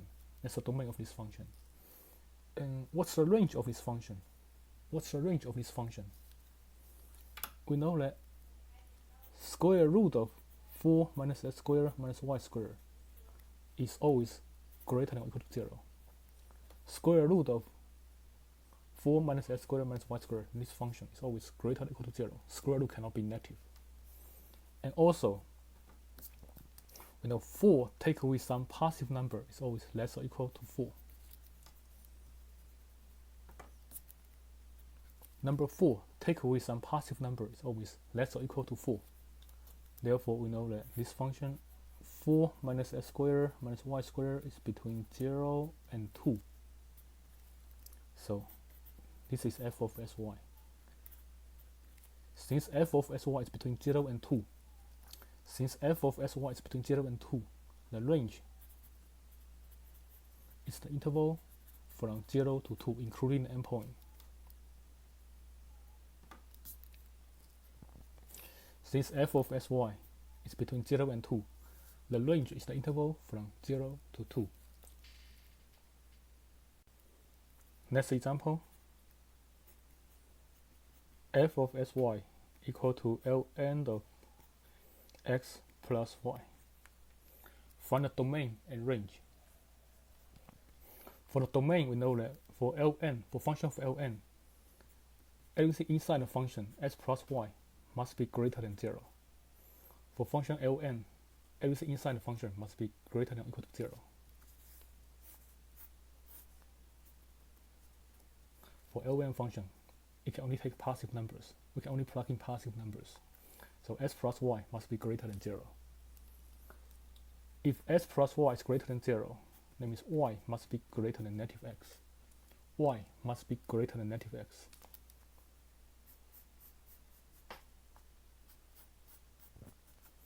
We know that this line is y equal to negative x. This line is y equal to negative x. But since y is greater than negative x, we need everything above this line.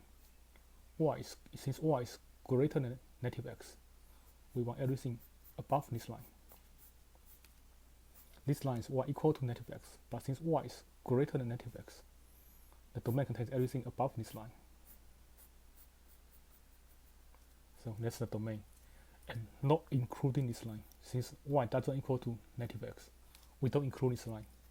So if we don't include this line, draw a dashed line. Draw a dashed line from the boundary.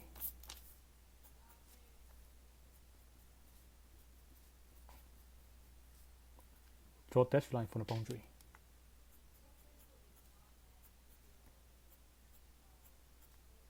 That's the domain. Y greater than negative x. We can run a domain like this. Domain is the set of all sy in R2 such that y is greater than negative x.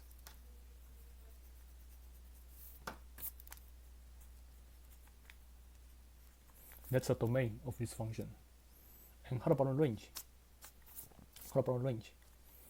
For x and y, I can plug in value, make it very close to 0.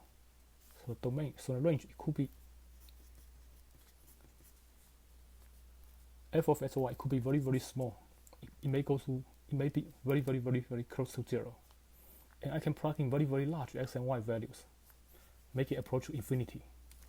So the range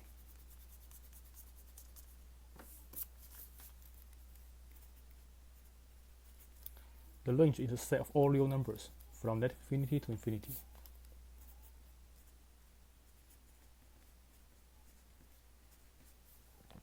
For x and y, I can plug in some number very close to 0. I can plug in some number that's very close to 0. So ln of something very close to 0 will approach to net infinity. And also I can plug in some very large x and y. So ln of some very large number eventually approach to infinity. So the range is the set of all real numbers from net infinity to infinity. Next, let's look at some different examples. Sketch the graph for each of the following functions.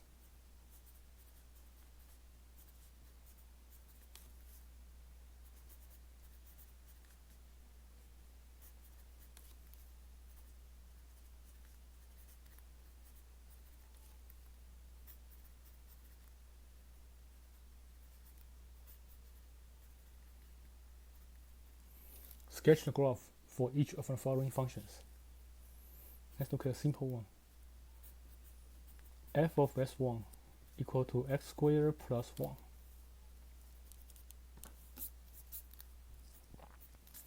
F of sy equal to s squared plus 1. How do we sketch the graph for this function? When we try to sketch graph, we treat f of sy as z. When we try to sketch graph, we treat f of sy as z. How do we graph z equal to s squared plus 1? This equation has only two variables. So its graph is a cylindrical surface. The graph is a cylindrical surface. We first of all graph z equal to s squared plus 1 in the xz plane first.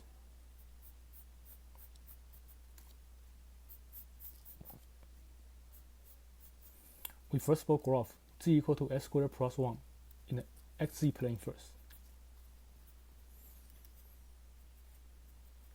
This is a parabola open upward.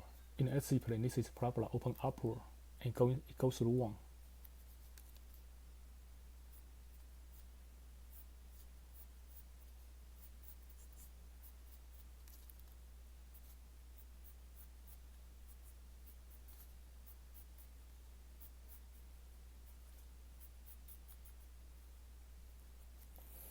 Then, since y component is missing, we draw a surface perpendicular to the xz plane. And passing through this curve. Since y component is missing, we draw a surface passing through this curve in the xz plane. And the curve must be perpendicular to the xz plane. This surface must be perpendicular to the xz plane.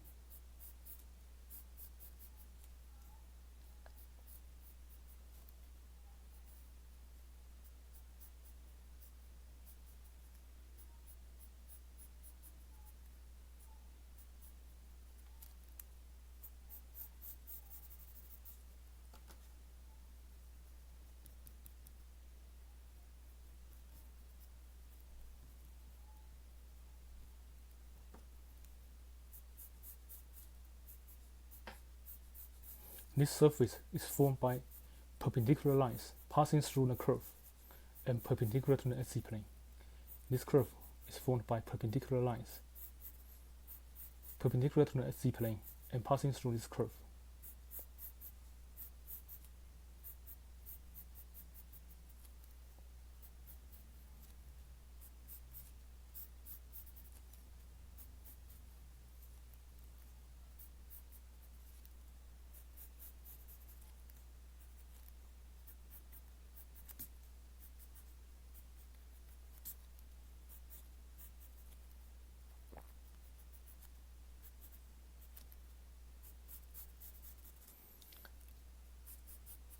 So this is a graph of the function f of sy equal to s squared plus 1.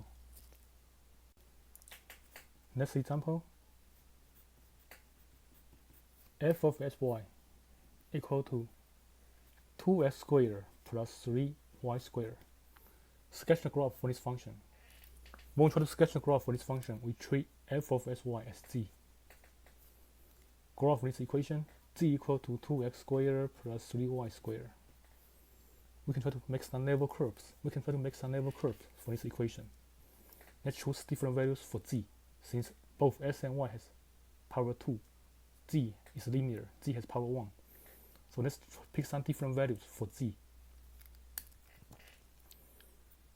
Here z cannot be negative because s squared is positive, y squared is also positive. They are both non-negative numbers. The sum of non-negative numbers cannot be 0, so z cannot be non-negative. When z is 0, we have 2s squared plus 3y squared equal to 0. That means both s and y must be 0. If we solve this equation, both s and y must be 0.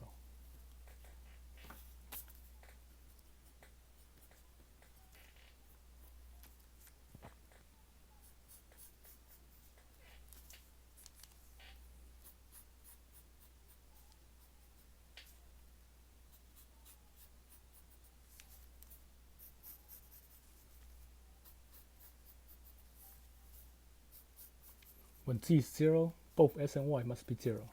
So that's a point here when z is 0.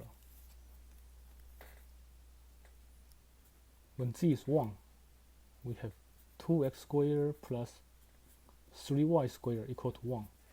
This is the equation of an ellipse. So for s-intercept, for y-intercept, if I say s equal to 0,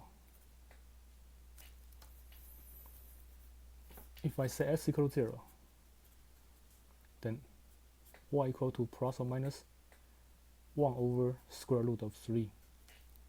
If I set y equal to 0, the s-intercept is plus or minus 1 over square root of 2. And we know that for fractions, if the numerator is the same, the larger denominator, the smaller it is. So the y-coordinate is smaller than s-coordinate.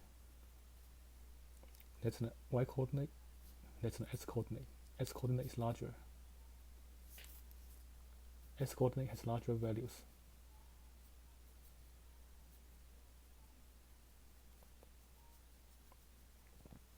So that's the ellipse when z equal to 1. When z equal to 2, we have 2s squared plus 3y squared equal to 2. This is also equation of ellipse. So let's try to find s and y intercepts. If I set s equal to 0, I have y equal to plus or minus radical 2 over 3. If I set y equal to 0, I have x equal to plus or minus 1. And we can see that here, 2 over 3 is less than 1. So y-intercept is smaller. S-coordinate is larger, y-coordinate is smaller.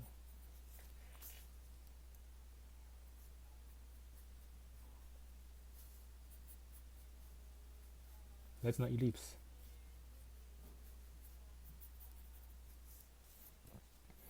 So as we see that here, we can see that as z gets larger, the ellipse gets larger.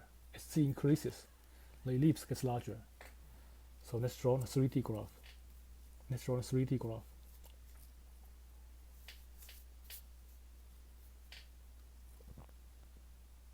When z is 0, the image is a point. When z is 1,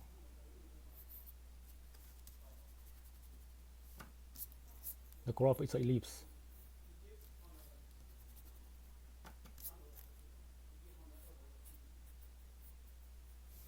When z is 2, we have a larger ellipse.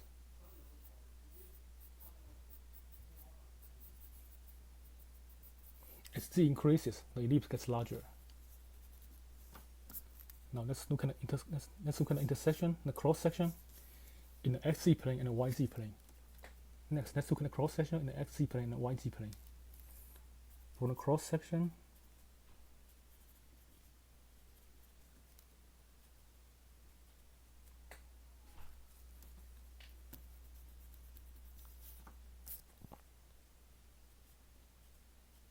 in the xz plane,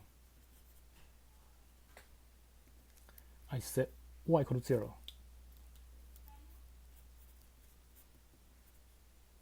If I plug in 0 for y, I have x equal to 2, I have z equal to 2s squared.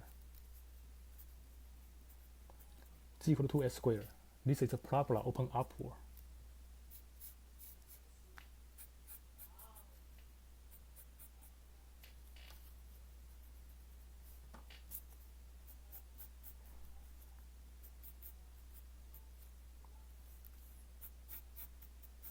For the cross section in the YZ plane,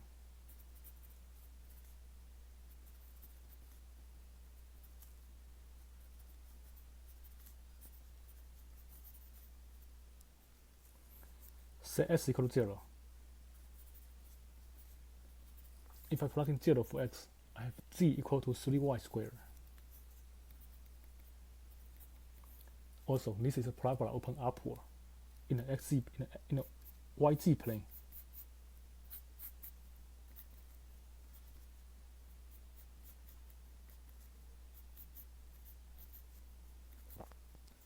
So that's the cross section in the XZ plane. That's the cross section in the YZ plane. In the YZ plane, that's a parabola open upward.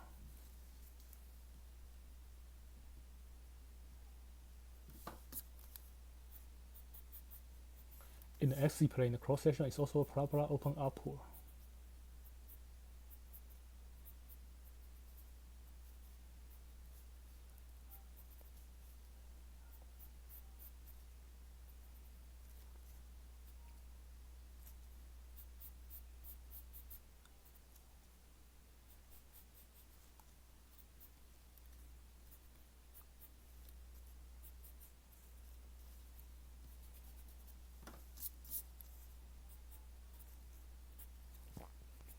That's the graph of the function f of sy equal to 2x squared plus 3y squared.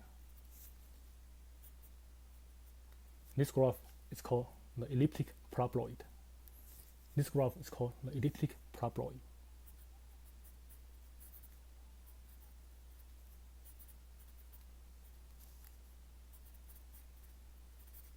This graph is called the elliptic paraboloid. Next example.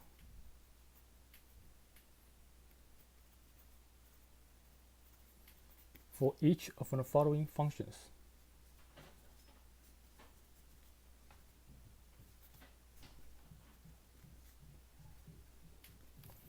draw a contour map.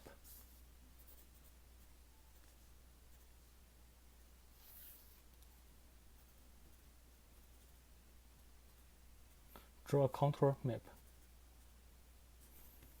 A contour map is a set of curves, a set of level curves with different z values. A contour map is a graph of a set of level curves with different z values. Let me show you a simple example here. F of sy equal to square root of s squared plus y squared. Let's pick some different values for z. We know that here, square root can only be 0 or positive. It cannot be negative. So let's pick some positive value for z. If z is 0, we have 0 equal to square root of s squared plus y squared. So s and y, they must both be 0. When z is 0, the level curve is a point.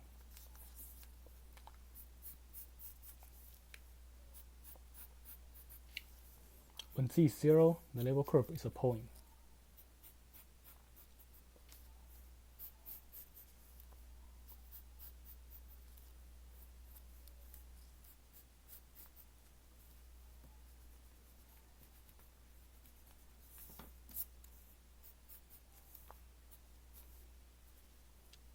That's the level curve when z is 0.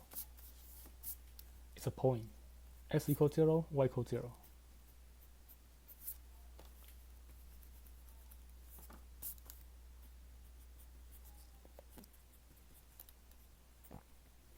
When z equal to 1, we have 1 equal to square root of s squared plus y squared. That's a circle, center and origin with radius 1. So that's a level curve when z equal to 1. This is a level curve when z equal to 1. When z equal to 2, we have 2 equal to square root of x squared plus y squared. That's a circle, center and origin with radius 2. So that's a level curve when z equal to 2. When z equal to 3, we have 3 equal to square root of x squared plus y squared. That's a circle of radius 3. So that's a level curve when z equal to 3, which is a circle, center and origin with radius 3. So here we can see the pattern here. As z equal to 4, that's a level curve when z equal to 4. Center and origin with radius 4. When z equal to 5, we have a circle, center and origin with radius 5.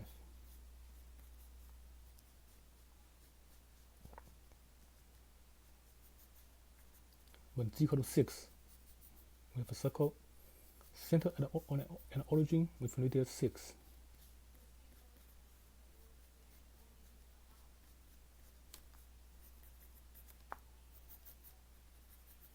When z equal to 7, we have a circle, center and origin with radius 7.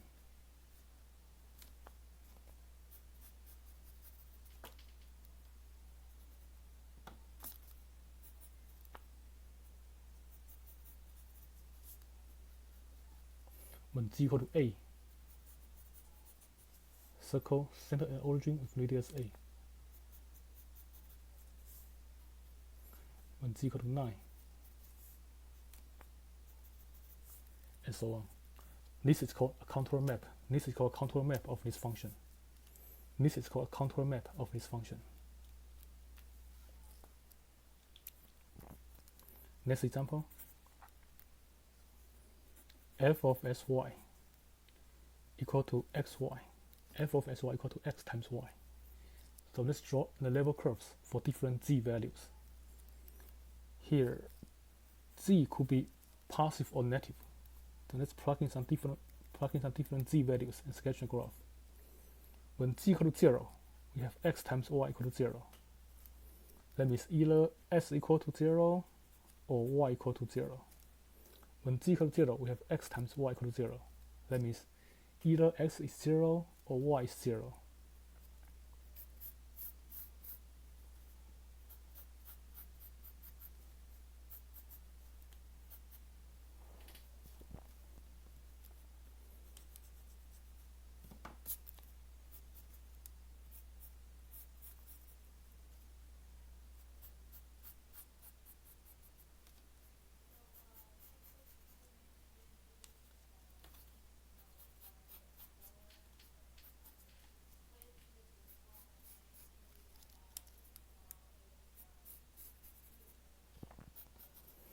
S equal to 0 is the y-axis. Y equal to 0 is the x-axis. So that's the level curve when z equal to 0. When z equal to 0, those are the level curves. S equal to 0 is the y-axis, and y equal to 0 is the x-axis. So that's the level curve when z equal to 0. How about when z equal to 1? When z equal to 1, we have x times y equal to 1, which means y equal to 1 over x. Y equal to 1 over x looks like this.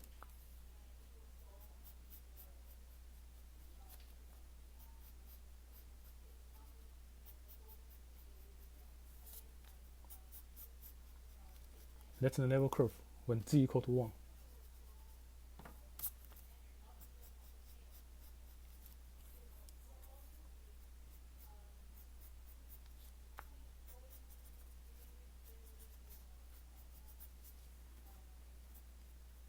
That's the level curve when z equal to 1.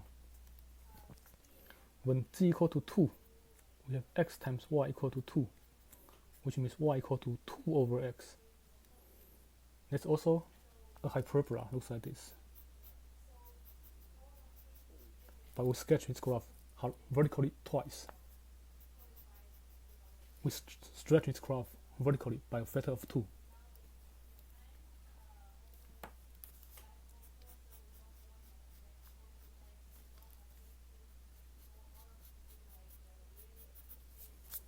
That's the level curve when z equal to 2.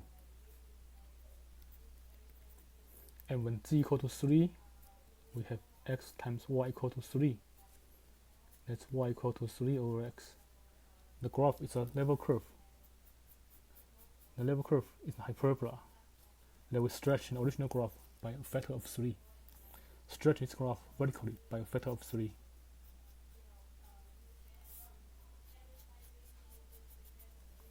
That's the level curve when z equal to 3. And we can see that at z equal to 4, 5, the level curve is similar. At z equal to 4, 5, 6, the level curves are similar. So that's the level curves when z is positive. When z is positive 1, 2, 3, 4, 5, and so on. Now, what if z is negative 1? What if z is negative 1? We have x times y equal to negative 1, which means y equal to negative 1 over x. Y equal to negative 1 over x looks like this.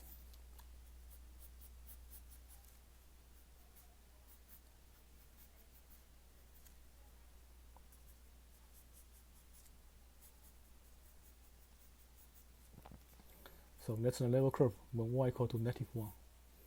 That's the level curve when z equal to negative 1.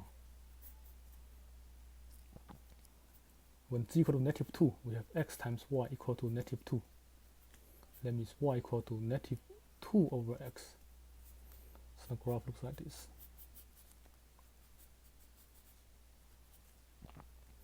There are two pieces. That's the level curve when z is negative 2. When z is negative 3, we have x times y equal to negative 3, which means y equal to negative 3 over x. That looks like this.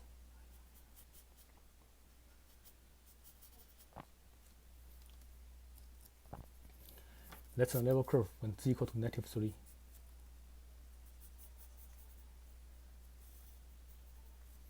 And similarly, when z equal to negative 4, negative 5, negative 6, and so on. This is the contour map. This is the contour map of this function. F of sy equal to x times y. This is the contour map.